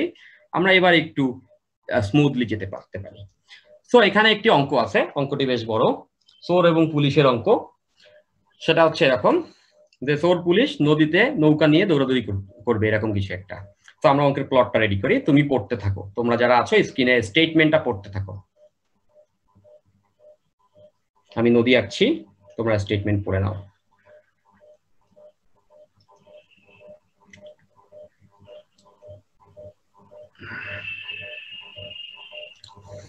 দেখো কি কি দেওয়া আছে কোশ্চেনটিতে। First of all 4 metre per second বেগে প্রবাহিত একটি নদীর এক পারে দাঁড়ানো, মানে বুঝতেছো প্রবাহিত নদী বলছে মানে এটা তো স্রোতের বেগ। এক পারে দাঁড়ানো একজন চোর, তাহলে এইখানে একটা চোর রাখবো, এইখানে আমরা একটা হ্যাংলা পাতলা চোর রেখেছি, বাঁকা হয়ে দাঁড়িয়ে আছে এক পারে। ঠিক বিপরীত বিন্দুতে পুলিশের বোট দেখে স্রোতের দিক বরাবর নদীর পার, স্রোতের দিকে নদীর পার বরাবর দৌড় দিল। ঠিক বিপরীত বিন্দু কোনটা চোরের? এইটা। এইখানে ছিল হচ্ছে পুলিশের বোট, পুলিশ ছিল নদীর এপারে, চোর ছিল নদীর ওপারে। সো চোর যখন এই পুলিশটা দেখছে পাইছে ভয়, স্রোতের দিক বরাবর, এখন আমি ধরে নিচ্ছি স্রোতটা এদিকে বচ্ছিল, এবং স্রোতের যে বেগটা সেটা তো দেওয়াই আছে, that is 4 metre per second, ইউনিটটা লিখলাম না। সো চোর যেই দেখছে পুলিশ অপোজিটে, ও করছে কি এইদিকে দিছে দৌড়, বোকা চোর, বুঝতে পারছো? কারণ হচ্ছে এইদিকে দৌড় দিলে তো পুলিশ গিয়ে পারেই পাবে, ও যদি উল্টা এই যে লেখার দিকে দৌড় দিত তাহলে তো আর পুলিশ ওর পাশে যাওয়া পাইতো না। যাই হোক, সে তার বুদ্ধিমত্তার পরিচয় দিতে পারেনি। তো যেটা করেছে, এই চোরটা দিছে দৌড়, এই পার বরাবর দৌড় দিয়েছে, এবং চোর দৌড় দিয়েছে কত বেগে? পার বরাবর 6 মিটার পার সেকেন্ড সমবেগে দৌড়েছে। মানে চোরটা যে এদিকে দৌড় দিছে, চোরের বেগটা এখানে ছিল, এখানে আমরা ভিটি দিচ্ছি, টি হচ্ছে থিফ, ওখান থেকে আমরা দিচ্ছি 6, এই বরাবর সে দৌড় দিছে, পার বরাবর সমবেগে দৌড়াইছে, এটা মাথায় রাখবা। তো বোটের বেগ 15, মানে এই যে বোট আছে, নৌকা যে দিবে আর কি, নৌকা তোমাদের পুলিশের নৌকা, এটা হচ্ছে 15, এটা ভি দেওয়া আছে। 15 মিটার পার সেকেন্ড হলে চোরকে ধরতে স্রোতের সাথে কত কোণে বোট চালাতে হবে, মানে কত কোণে তাকে যাত্রা করতে হবে চোরকে ধরতে। তো আমি একটা আন্দাজে ধরে নিচ্ছি যে আলফা, এবং ওটাই আমরা বের করবো। সে আমরা ধরে নিচ্ছি যে পুলিশ এই দিকে যাত্রা করছে, এটা হচ্ছে পুলিশের ভি, এবং আমাদের অঙ্কের আস্কিংই হচ্ছে কত কোণে যাত্রা করে ধরবে। কারণ পুলিশ যাত্রা করছে এই দিকে, স্রোত আবার এদিকে ঠেলে, যাবে কোন দিকে? যাবে এদের লব্ধিতে, এই দিকে লব্ধি বরাবর গিয়ে পুলিশের বোটটি এখানে উঠবে। চোর যেহেতু সে ধরছে, এখানে স্টেটমেন্টে এই কথা থাকলে বেশি ভালো, হাতে নাতে ধরেছে, রেড হ্যান্ডেডলি ধরেছে। দ্যাট মিনস চোর দৌড়ায়া যে মুহূর্তে এখানে আসছে, ওই মুহূর্তে এসেই দেখে পুলিশও পৌঁছায় গেছে, মানে গিয়েই দেখে চোর দাঁড়ানো, গিয়ে ওরে খপ করে ধরে নিয়েছে। তারপরে দাঁড়াচ্ছে নৌকাটা এই বিন্দু থেকে এই বিন্দুতে যেতে যে সময় লাগছে, চোরের এই বিন্দু থেকে ওই বিন্দু যেতে একই সময় লাগছে, কারণ ও দৌড় দেওয়া মাত্রই বোট চালাই দিছে এবং গিয়েই ওরে পাইছে, মানে দুইজনেরই ঘটনা ঘটাইতে একই সময় লাগছে। চোর এখান থেকে এখানে আসতে যে টাইম পেয়েছে, আর নৌকাটা এখান থেকে এখানে যেতে সেই টাইমই পেয়েছে। এখন দেখো সেটা হচ্ছে চোর কতটুক দৌড়াইছে। চোর কিন্তু এই বিন্দু থেকে এইটুক আসছে, এটারে আমরা এক্স বলতে পারি না, নৌকার পার্শ্ব সরণ। দেখো নৌকার পার্শ্ব সরানো যা, চোরের দৌড়ানো দূরত্বও তা। তাহলে এবার আসো, নৌকার পার্শ্ব সরণের সূত্রটি আমরা জানি, ওই যে কোনো দিকের জন্য মুখস্থ করছিলাম, বেশ বড় সূত্র, মনে করতে হবে এখন। U plus V cos alpha, এবং সঙ্গে ছিল টি, আর আমরা টি এর সূত্রটাও মনে রাখছি যেহেতু, তো এই সূত্রটাকে পুরাই ভেঙে ফেলবো এখন। U plus V cos alpha, মনে করে ওই যে প্রথমে যে কোনো দিকে রওনা করার যে ব্যাপারটা ছিল, তোমরা স্লাইড দেখলে আবার মনে পড়ে যাবে। এবং টি কজটা আমরা জানতাম কি বলতো, D by V sine alpha. এই টি এর ভ্যালুটা এই যে D by V sine alpha. তো আমি পুরা এক্সটাকে বের করে নিয়েছি। পুরা এক্সটা যখন আমি বের করে ফেলেছি, এই যে পুরা এক্সটা যখন আমরা বের করে নিয়েছি, তাহলে এটাই হচ্ছে নৌকাটার পার্শ্ব সরণ, মানে নৌকাটা এতটুকু সরেছে, এবং চোরও কিন্তু অতটুকু দৌড়াইছে, তাই না? চোরও কিন্তু দেখো এই বিন্দু থেকে যখন সে জানা দিছে, সে এই বিন্দুতে আসছে, চোর এতটুকুই সে দৌড়াইছে। এখন এই পার্শ্ব সরণটাই যদি চোরেরই হয়, এই এক্স এর জায়গাটাতে একটু মডিফাই করে নিই আমরা। দেখো সেটা হচ্ছে, চোর তো সমবেগে দৌড়াইছে, আমরা কি জানি এস ইকুয়ালস টু ভিটি। তো চোরের এস বলতেই তো এক্স, চোর একটু দৌড়াইছে, এবং চোরের বেগ কত ছিল? চোরের বেগ ছিল হচ্ছে 6, এই যে ভি। আর টি, টি কি হয়েছে দেখো, চোর সেই সময়ই পাইছে যে সময় নৌকাটা এখান থেকে এখানে গিয়ে উঠছে, নৌকাটা গিয়েই ওরে পাইছে, মানে চোরও তো ওখানে তখনই পৌঁছাইছে, মানে একই টি। তাহলে ওই এখানে যে টিটা আমরা বসালাম, এই যে টিটা আমরা বসালাম, সোরেরও টি কিন্তু ওটাই হবে, যদিও আমরা লিখছি একটু পরে যাবে কেটে ওটা। সোরেরও টি একই, তাহলে V by D by V sine alpha, আর এখান থেকে U plus V cos alpha D by V sine alpha. আমরা এই ভ্যালুটা না বসালেও পারতাম টি এর, যাই হোক বসিয়েছি, ভালো করেছি। এবার দেখো যে আমরা এখানে বেশ কাটাকাটি করব। কাটাকাটি কার সাথে কারে করব? এই যে দেখো এই পুরো এই অংশটার সাথে যাবে কেটে পড়ে, তাহলে আমাদের যে ইকুয়েশনটা বের হয়ে আসবে এখান থেকে সেটি দেখতে এমন হয়ে যাবে। দেখো 6, এই পাশে থাকলো 6 আর ওই পাশে থাকলো হচ্ছে U plus V cos alpha. তাহলে এখানে যদি আলফা হয় তাহলে এবার দেখো আমাদের জাস্ট এখানে কিছু ভ্যালু প্লট করা লাগবে, নাথিং এলস। সেটা হচ্ছে এখানে আমরা আলফা বললাম। এবার এই ইকুয়েশনে তাকাও, 6 তো পাইলামই, ইউ এর ভ্যালু জানো তোমরা, ইউ এর ভ্যালু কত অঙ্কে দেওয়া আছে 5, আর ভি এর ভ্যালু, ভিটাকে ওই নৌকার বেগ সেটাও দেওয়া আছে কত 15। তাহলে এখানে থাকলো বাকি কে? থাকলো শুধু হচ্ছে আমাদের আলফার ভ্যালুটি, এবং এই যে আলফার ভ্যালুটা আছে এখান থেকে আমরা যেটা গেইন করব সেটা হচ্ছে আলফা। এটাই কিন্তু আমাদের আনসার। জানতে চাওয়া হয়েছিল কত কোণে যাত্রা করে সোরটারে হাতে পাইছে। একবার তাকিয়ে নাও, আমরা এবার একটু কুইক যাচ্ছি। তো এটা তোমরা হাতেই পাচ্ছ, পুরো জিনিসটা যদি বুঝে থাকো, যখন তোমার সামনে এই কন্টেন্টটা চলে আসবে আই গেস তোমার সেকেন্ড টাইম বুঝতে প্রবলেম হবে না। ঠিক আছে, ক্লিয়ার? সো আমরা এটা মুছে নিচ্ছি, চলে যাচ্ছি আমরা আমাদের নেক্সট স্লাইডে। এখানে একটি অঙ্ক আছে, উপরে লেখা দেখতেছো প্র্যাকটিস, এটা আমি তোমাদের স্লাইডে কন্টেন্টে দিয়ে রাখছি। এই অঙ্কটার মাজা বা তাৎপর্য হচ্ছে গিয়ে তোমরা বুঝতে পারবে দেখলেই, সেটা হচ্ছে এই দেখো তোমরা অ্যাডমিশনের প্রিপারেশন নিচ্ছ বটে, বাট ডোন্ট ফরগেট এইচএসসি পরীক্ষা কিন্তু এখনো দেওয়া নাই। সো যাই হোক, এটা এইচএসসি তে একবার আসছে 2017 সালে। অঙ্কটি যদি আগের অঙ্কগুলো আমরা করে থাকি তোমাদের জন্য খুব সহজ একটি অঙ্ক, একটু বড় ক্যালকুলেশন হবে, বাট এইচএসসি তে এই টাইপের কিছু অঙ্ক আসে। তো নিশ্চয়ই তোমরা এটাকে তোমাদের এইচডব্লিউ এর খাতায় লিখে রাখতে পারো। এটা আমি তুলে রেখেছি যাতে করে তোমরা এইচএসসির প্রিপারেশনের কথাটা না ভুলে যাও। ঠিক আছে, খুব সহজ অঙ্ক, আমরা আগে যা পড়েছি অবশ্যই পারবা। দেখবা যে উপরে লেখা আছে প্র্যাকটিস, এটা তোমার বাসায় বসে প্র্যাকটিস করার জন্য। এটা যখন তুমি বাসায় বসে করবা তোমার একটা বেটার ফিল আসবে, যখন ওই থিওরি গুলোকে এখানে তুমি অ্যাপ্লাই করতে পারবা। ফাইন, এটা আর পড়াপড়ির কিছু নেই, বাসায় বসে সুন্দর করে পড়ে নিও। এবার আসো আমরা নেক্সট স্লাইডে চলে যাই। এইখানে বেশ একটা ইম্পর্টেন্ট টপিক আছে, সেটা হচ্ছে গিয়ে আপেক্ষিক বেগ। আপেক্ষিক বেগ এভাবে করে লেখা হয়, কেমনে কনভেনশনাল লিখে সেটা একটু দেখো। যে V velocity of V B C, আগে যে বি থাকে সেটার বেগ আর পরে যে সি থাকে তার সাপেক্ষে। মনে রাখবা যদি এভাবে লিখি ভি অফ এ বি, এটা বেগটা কার? এর, আর যে পরে আছে তার সাপেক্ষে, মানে এর কাছে বি এর কাছে এর বেগটা কত। সেটা মোটামুটি একটা কনভেনশন, আমরা অঙ্ক করার সময় এই কনভেনশনটা ইউজ করতে পারি। সো এটা জাস্ট এক্সপ্রেশন দেওয়া হলো, যেমন মনে করো যে এই যে কথাটা লেখা আছে ভেলোসিটি অফ বিসি, মানে হচ্ছে সি এর কাছে বি এর বেগ। তো এখানে দেখো এই যে অনেকগুলো ছবি আছে, সিটাকে, এই সিটা হচ্ছে আমাদের এরোপ্লেন, আর বিটা হচ্ছে গাড়ি। তাহলে এই কথাটার মানে কি বলতো? ভেলোসিটি অফ বিসি, বি এর বেগ সি এর সাপেক্ষে। তাহলে সিটাকে এখানে এই এরোপ্লেনের উপরে যদি আমি দাঁড়ায় থাকি তাহলে আমিও সি হয়ে যাচ্ছি, যেহেতু একই বেগে আছি। তাহলে আমি এখানে দাঁড়ায় যদি এই গাড়িটারে দেখতাম তাহলে আমার কাছে এই গাড়ির যে বেগটা হইতো সেটাই হইতো, আমি যেহেতু এখন সি হয়ে গেছি এরোপ্লেনের উপরে বসা, আমার কাছে চলন্ত গাড়িটির রাস্তার বেগ কত যখন আমি কিনা প্লেনের উপরে আছি। তো রেফারেন্স এভাবে করে চেঞ্জ হয়ে যেতে পারে। সেটা হচ্ছে এক্সপ্রেশন। কিভাবে অঙ্ক করে সেটাতে আমরা ডিটেলসে যাচ্ছি, তখন লেখা দেখলে বুঝে নেবা এভাবে কাজ করে। সেগুলো খুব সিম্পল অবজারভেশন, এটা থিওরিটিক্যাল প্লটটা আমরা আগেই করে ফেলছি। চলো আমরা চলে যাই আমাদের আলোচনার গভীরে। এই যে এখানে দেখছো একটা ড্যাশ দিয়ে রাখছে, ড্যাশ দিয়ে বুঝাইছে। এই যে আমরা দেখছি যে একটা ড্যাশ আছে, ড্যাশ দিয়ে অ্যাকচুয়ালি আমাদের বোঝাচ্ছে, ড্যাশ দিয়ে যেটা বোঝাচ্ছে সেটা হচ্ছে এই যে ড্যাশ দিয়ে এখানে দেখো ভূমির সাপেক্ষে বোঝাচ্ছে। সো এইভাবে থাকবে না, তোমাদের খুব একটা দেখা যায় না, বাট ভূমি বুঝাইলে মাঝে মাঝে ওভাবে করে লেখা হয়। সো এটাতে নতুন কিছু নাই। আমরা নেক্সট স্লাইডে আসি। আপেক্ষিক বেগ, তার আগে চলো আমরা একটু আলোচনাটা করে নিই।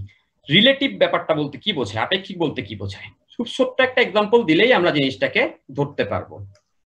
মনে করো যে একটি এক্সাম হলো, আমরা একটা অন্য এক্সাম্পল দিয়ে আলোচনায় আসি। একটি এক্সাম হলো যেখানে এ নামক একজন পরীক্ষার্থী পেয়েছে 60 নাম্বার আর বি নামক একজন পরীক্ষার্থী পেয়েছে 40 নাম্বার। এখন ওই দুইজনের কোশ্চেন করা হবে।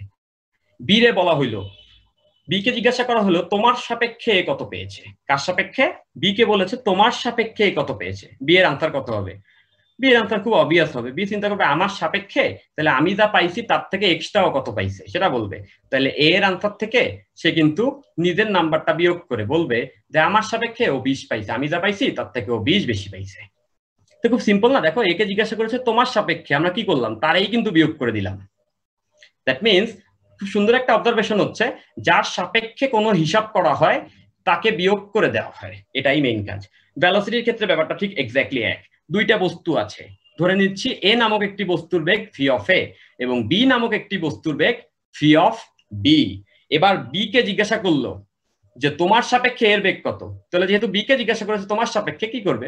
বিয়োগ করে দিবে। বাট এই কাহিনী আর এই কাহিনীতে ঝামেলা আছে। এখানে কিন্তু মার্কস নিয়ে আলোচনা করেছে। মার্ক কেমন রাশি? অবশ্যই স্কেলার রাশি, মার্কের কোনো দিক নাই। তাহলে বাট এইখানে যে রাশিগুলো সেগুলো কিন্তু ভেক্টর রাশি। তাহলে এখানে বিয়োগ বটে, বি এর সাপেক্ষে বলেছে বলে, বাট এই বিয়োগটা কেমন বিয়োগ? ভেক্টর বিয়োগ। আর নিশ্চয়ই আমাদের প্রথম দিকের যে কন্টেন্ট পড়েছি ভেক্টর যোগ, তারপরেই আমরা জেনেছি কিভাবে ভেক্টর বিয়োগ করতে হয়। তাহলে এটা কিভাবে লেখা যাবে না? V of A B. কেন ভি অফ এ বি লেখা যাবে? কারণ ওই যে প্রথমে যে এর বেগ কার সাপেক্ষে? বি এর সাপেক্ষে।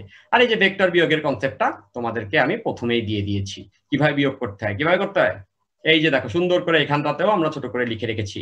এই যে V of A minus V of B, কি করতে হয়? ভি অফ বি এর অপোজিট ভেক্টরটা নিয়ে ভি অফ এ এর সঙ্গে জুড়ে দিতে হয়। আর অপোজিট ভেক্টর নেওয়ার নিয়ম কি?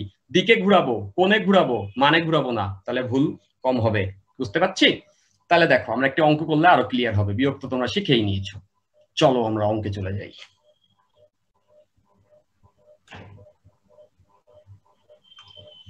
অ্যাডমিশনের এই প্রিপারেশনের সময়টাতে আমাদের অ্যাডাম স্মিথের অর্থনীতির যে একটা সংজ্ঞা আছে ওটাকে একটু মাথায় রাখতে হবে। ওই যে বলে না যে অসীম অভাব আর সীমিত সম্পদ দিয়ে হচ্ছে আমাদের যে ক্যালকুলেশনটা আসে সেটাই অর্থনীতি। এরকম ঠিক মানে অসীম টপিক এবং সীমিত সময়ের মাঝে জিনিসগুলোর সঙ্গে কোপ আপ করার মাধ্যমেই হচ্ছে কি অ্যাডমিশনের একটি প্রিপারেশন হয়। বুঝতে পারছো? তো তোমাদের হাঁটা শুধু আগেই শিখেছো, মাঝে মাঝে একটু দৌড়ানোও শিখতে হবে। চলো এবার একটি অঙ্কে চলে আসি। একটি গাড়ি উত্তর দিকে 5 মিটার পার সেকেন্ড এবং একটি ট্রাক পূর্ব দিকে 10 মিটার পার সেকেন্ড বেগে গতিশীল। গাড়ির সাপেক্ষে ট্রাকের বেগ নির্ণয় করো। চলো আমরা অঙ্ক করি। প্রথমে যেটা করতে হবে সেটা হচ্ছে আমাদেরকে আগে আমরা অ্যাক্সিস গুলো ড্র করে নিই। উত্তর দক্ষিণের ব্যাপারটা আমরা সবাই জানি, তারপরে আরেকবার রিকল করে নিচ্ছি। আমরা জানি যে উপরে যে দিকটা থাকে ওইটাকে আমরা যখন প্লট করি তখন আমরা ওটাকে উত্তর ধরে নেই, আর এই যে এই পাশে যে অংশটা থাকে সেটাকে আমরা পূর্ব ধরে নেই।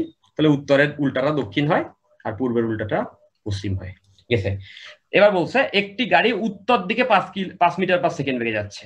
উত্তর দিকে মানে এই দিকে যাবে গাড়ি, এবং গাড়ি যেহেতু কার এই জন্য আমরা বলছি ভিসি, এটা হচ্ছে 5, ওটা লিখলাম না ভ্যালুটা। তো এইদিকে যাচ্ছে গাড়িটা। এবার হচ্ছে একটি ট্রাক পূর্ব দিকে যাচ্ছে এততে, তো পূর্ব এদিকে, ট্রাক যাচ্ছে পূর্ব দিকে। তো ট্রাক যেহেতু এই জন্য আমরা ভিটি দিলাম, এটা হচ্ছে 10। গাড়ির সাপেক্ষে ট্রাকের বেগ নির্ণয় করো। তো কথাটাকে আমরা প্রথমে একটু রিপ্রেজেন্ট করি। কার সাপেক্ষে বলেছে? গাড়ির সাপেক্ষে, মানে গাড়ির সাপেক্ষে কার বেগ? ট্রাকের বেগ। VTC, velocity of truck with reference C, মানে কার। তাহলে এটাতে যদি আমি ভেক্টরে রিপ্রেজেন্ট করি, তোমরা একটু আগেই দেখেছো কি করব। যেহেতু গাড়ির সাপেক্ষে বলেছে, যার সাপেক্ষে তারে করতে হয় বিয়োগ, তার মানে হচ্ছে গাড়ির বেগটাকে উল্টে দিয়ে যোগ করতে হবে। তাহলে চলো এই কাজটা করি। গাড়ির বেগটা কোনটা? এই উত্তর দিকে, যেহেতু তারে আমার অপোজিট ভেক্টর করে যোগ করতে হবে, এই যে এখানে দেখতে পাচ্ছ এই যে গাড়িটাকে বিয়োগ করতে হবে, তাহলে আমরা তারে প্রথমে উল্টাইতে হবে। চলো একে আমরা উল্টাই। একে যদি আমরা উল্টাই, মান ঠিক রেখে জাস্ট দিকে তাকে আমি 180 ডিগ্রি ঘুরিয়ে দিলাম। এটাই কিন্তু গাড়ির বেগের অপোজিট ভেক্টর, এই যে নিচে ওপি লিখছি, মানে ভেলোসিটি অফ কার অপোজিট। এবং এবার এটার সঙ্গে কিন্তু আমরা কি করব, এই ট্রাকটাকে জুড়বো, যেহেতু উল্টে দিয়ে যোগ করতে হবে। তো বুঝতেই পারছো এরা দুজনে মিলে একটি সামান্তরিক ফর্ম করবে। সামান্তরিকটা এরকম, এই সামান্তরিকের যে ডায়াগোনালটা থাকবে, মানে যে কর্ণটা থাকবে, এই কর্ণটাই কিন্তু হচ্ছে এই দুইজনের রিলেটিভ ভেলোসিটি, যেটাকে আমরা বলছি, আমরা লিখে দিচ্ছি, এটাকে আমরা বলছি ভিটিসি। এটা একটু নিচে নেমে আসছে, ওটা ছিল হচ্ছে আমাদের ট্রাকের ভেলোসিটি, এটা একটু উপরে লিখে নিচ্ছি আমরা, এটা হচ্ছে ভিটি। আর এই যে যোগটা, এই যোগটা করলে উল্টে নিয়ে তাহলে হচ্ছে গাড়ির সাপেক্ষে ট্রাকের বেগ আসতেছে। মাঝের কোণ 90, যোগটা খুব সিম্পল, আমরা করে ফেলি। ভিটি এর ম্যাগনিটিউড বা মান বের করছি, কি করতে হবে? রুট ওভার, ওই যে ভেক্টর যোগের নিয়ম। একটার মান কত? একটার মান হচ্ছে 5, আমরা বলছি মান চেঞ্জ করবো না, চেঞ্জ করবো কোণ, আর একটার মান 10। আর যেহেতু মাঝের কোণ আগে ছিল কত, আগে তাদের মাঝের কোণ ছিল 90, আমরা ওই যে মনে আছে পড়েছিলাম আলফা যদি হয় একটি কোণ, ওই কোণটা 180 থেকে বিয়োগ করাই দিতে হয় বিয়োগের সময়। তাহলে এইখানটাতে তো ওই যে কজ, যদিও এটা তোমরা বুঝতে পারছো, আমি অযথাই লিখছি হয়তো, কজ এখানে ওই যে 180 মাইনাস 90 হুইচ ইজ কজ 90, এটা করলে এই অংশটা পড়ে যাবে কজ 90 0। ক্যালকুলেশন করে তোমরা চমৎকার ঝকঝকা একটি আনসারে চলে যাবা, সেটা হচ্ছে 5 স্কয়ার প্লাস 10 স্কয়ার। এটাই হচ্ছে গিয়ে ট্রাকের বেগ গাড়ির সাপেক্ষে। নিশ্চয়ই তোমরা ব্যাপারটা বুঝতে পেরেছো। এখন যদি তোমাদের মনে হয় যে কোন বের করবা, তখন কোনটা কার সাথে বের করবা, ইটস ইওর চয়েস। আমি চাচ্ছি পূর্বের সাথে এই কোনটা বের করতে, এটাকে থিটা বলছি। সো এই যে আমরা যে প্রথমেই অ্যাপ্লাই করা শিখেছি tan থিটা, যার সঙ্গে কোন সে থাকবে কোথায়, নিচে। তো পূর্বের দিকে কোন ভেলোসিটিটা কত, এই যে ভিটি, যেটার ভ্যালু কত আমরা জানি, ট্র্যাকের বেগ হচ্ছে 10, তাহলে ওটাকে আমরা নিচে দিয়ে দিচ্ছি। আর উল্টা যেটা আছে ওটা তো মান আমি চেঞ্জ করছি না, তো ওটাকে আমি 5 দিয়ে দিতে পারছি। সেভাবে করে আমরা এইটার সঙ্গে কোনটাকে বের করে নিয়ে আসতে পারি, উল্লেখ করে দিব এটা হচ্ছে আমরা পূর্ব দিকের সঙ্গে বের করছি। অঙ্কটি সোজা, বাট অঙ্কটিকে বিয়োগ কিভাবে করতে হয় পুরো জিনিসটা আছে। তো তোমরা একটা লুক দিয়ে নাও এবং জিনিসটা মাথার ভিতরে বুঝে নাও। এভাবে করে হচ্ছে গিয়ে আমরা রিলেটিভ ভেলোসিটির অঙ্কগুলি করে ফেলতে পারবো। ক্লিয়ার? সবাই যদি দেখে নেই তাহলে আমরা এটা ক্লিন করে পরের স্লাইডে আগাচ্ছি। এবার স্লাইডে যেটি আমরা দেখব সেটা হচ্ছে গিয়ে বৃষ্টির কিছু অঙ্ক আছে। এখানে যেটা হচ্ছে যে গাড়ির কাজ ভিজবে কি ভিজবে না, এরকম একটি অঙ্ক ফার্স্টে একবার এসেছে। সো এটা বেশ পপুলার একটি অঙ্ক। সো আমরা এটাকে মোটামুটি, যেহেতু পপুলার অঙ্ক, জিনিসটাকে এমন পর্যায়ে নিয়ে আসছি যে এটা হচ্ছে আমরা দেখা মাত্র হচ্ছে গিয়ে আনসার লিখে দিব, কাইন্ড অফ আমরা হচ্ছে বুঝে একবার মেমোরি করে রাখবো। কি বলেছে? বলেছে যে একটা নির্দিষ্ট বেগে 10 কিলোমিটার/আওয়ার বেগে উলম্ব ভাবে বৃষ্টি পড়ছে, মানে উপর থেকে বৃষ্টি পড়ছে। আর 6 কিলোমিটার/আওয়ার বেগে পূর্ব হতে পশ্চিমে বাতাস বইছে, মানে এখানে বাতাসও আছে আবার, এবং পূর্ব হতে পশ্চিমে গাড়িও চলতেছে, এই গাড়ি আবার চলবে। তো আমি ধরে নিচ্ছি এই দিকটা পূর্ব, ধরে নেওয়ার কিছু নেই, আমরা এভাবেই আঁকি। এটা হচ্ছে পূর্ব আর এই দিকটা তাহলে পশ্চিম। তো পূর্ব থেকে পশ্চিমে গাড়ি চলতেছে, মানে সব ঘটনা ঘটতেছে এরকম, গাড়িটি এদিকে দৌড়াচ্ছে এবং বাতাসও এদিকেই বইতেছে। দেখো বলা আছে পূর্ব হতে পশ্চিমে বাতাস বইছে। প্রথম কোশ্চেন থাকে গাড়ির সামনের এবং পেছনের কাজ ভিজবে, মানে দুইটা কাজই ভিজবে কোন শর্তে। দ্বিতীয় কোশ্চেন থাকে শুধু সামনের কাজ ভিজবে কোন শর্তে। আর দ্বিতীয় কোশ্চেন থাকে শুধু পেছনের কাজ কখন ভিজবে। আর তৃতীয় কোশ্চেন থাকে শুধু সামনের কাজ কিভাবে ভিজবে। তো চলো প্রথমটাকে আমরা একটু আলোচনায় নিয়ে আসি। প্রথমটাকে যদি আলোচনা করি, দেখো বৃষ্টি কিভাবে পড়ছে, সবাই একটু খেয়াল করবা। বৃষ্টি কিন্তু উলম্ব ভাবে নিচে পড়ছে, মানে উপর থেকে নিচের দিকে বৃষ্টি এসে পড়ছে। তাহলে আমরা যদি এটাকে একটু সুন্দর করে ড্র করি, এইভাবে হচ্ছে আমাদের বৃষ্টি পড়ছে উপর থেকে নিচে। আর বাতাস তো পূর্ব থেকে পশ্চিমে, এইদিকে বাতাস যাইতেছে, আর গাড়িও কিন্তু আবার এই দিকেই যাইতেছে। তাহলে আমরা এখানে অ্যারো হেড দিয়ে ভেক্টরের ডিরেকশন গুলোকে আগে ঠিক করে নেই। এই নিচে পড়ছে বৃষ্টি, velocity of rain, that's Y VR. আর বাতাস এইদিকে পূর্ব থেকে পশ্চিমে এইদিকে, তো velocity of air, that's Y VA. আর গাড়িও চলতেছে কিন্তু পূর্ব থেকে পশ্চিমে, এই গাড়িও যাইতেছে, ভেলোসিটি অফ সি, কার এদিকে যাচ্ছে। এখন চিন্তা করে দেখো, একটা গাড়ি আছে, আমি একটা গাড়ি এঁকে নিচ্ছি, একটি গাড়ি আছে এরকম, যেটা হচ্ছে এদিকে যাচ্ছে। এখন কথা হচ্ছে চিন্তা করে দেখো তো, বৃষ্টি যদি লম্বালম্বি এসে পড়তো তাহলে সে সামনের কাছেও ভিজাইতো, পেছনের কাছেও ভিজাইতো, তাই না? আর গাড়ি যদি থেমে থাকতো আর বাতাস যদি না থাকতো। কিন্তু কথা হচ্ছে বাতাস যখন এখানে আসতেছে, এখানে বৃষ্টি পড়ছে নিচে আর বাতাস এদিকে যাচ্ছে, তো দুজনে মিলে কিন্তু এটাকে ওই বাতাসের ধাক্কা এবং বৃষ্টি নিচের দিকে পড়া, বৃষ্টি কিন্তু অ্যাকচুয়ালি এইদিকে পড়া শুরু করবে। তাহলে বৃষ্টির ফোঁটা কিন্তু এদিকে একটু একটু করে আগায় যাচ্ছে বাতাসের জন্য। জাস্ট একটু এটা চিন্তা করো তো, আমি প্রথমেই বলে দিচ্ছি কি চিন্তা করতে হবে। এর ক্ষেত্রে কন্ডিশনটা এরকম হবে, গাড়ির বেগটা যদি বাতাসের বেগের সমান হয় সেক্ষেত্রে দুটি কাচই ভিজবে সামনে পেছনে। কেন দেখো, কারণটা হচ্ছে এরকম, আমরা একটু সুন্দর স্পষ্ট ছবি আঁকলে তোমরা একটু ভালো বুঝতে পাবে। সেটা হচ্ছে যখন এই যে আমাদের বৃষ্টি নিচে পড়ছে, বাতাসটা কিন্তু তাকে একটু একটু করে সামনের দিকে ঠেলে নিয়ে আসছে। ব্যাপারটা এরকম, দেখো বৃষ্টি যখন এভাবে করে পড়ছিল, এভাবে পড়তো, নিচে পড়তো, তাহলে কিন্তু আর গাড়ি যদি থেমে থাকতো তাহলে কিন্তু দুইটা কাছে ভিজতো, কিন্তু প্যারা হইছে বৃষ্টির আবার বাতাস দিছে ধাক্কা, বাতাস যখন বৃষ্টিকে এই দিকে ধাক্কা দিছে তখন এদের লব্ধিতে বৃষ্টি পড়ছে, তার মানে বৃষ্টি এই দিকটাতে একটু আগায় যাচ্ছে বাতাসের ধাক্কায়। এখন চিন্তা করো এই দিকে যে বাতাসের ধাক্কা সেটাই তো ভি অফ এ, এখন গাড়ি যদি এই দিকে ওই হারেই আগায়, ভেলোসিটি অফ সি, গাড়ির বেগটাই ভিসি, আর এই বাতাসের কাছে সমান হয়, তাহলে বৃষ্টি এদিকে যে হারে আগায় যাচ্ছে গাড়িও যদি ওইদিকে ওই হারে আগায়, তাহলে চিন্তা করে দেখো তো ফোটার নিচেই কিন্তু গাড়িটা এসে পড়বে একটু পরে। তাহলে কি দাঁড়াচ্ছে, ফোটার নিচ বরাবরই কিন্তু গাড়িটা সহ অবস্থান হচ্ছে। তার মানে বাতাসের বেগের সঙ্গে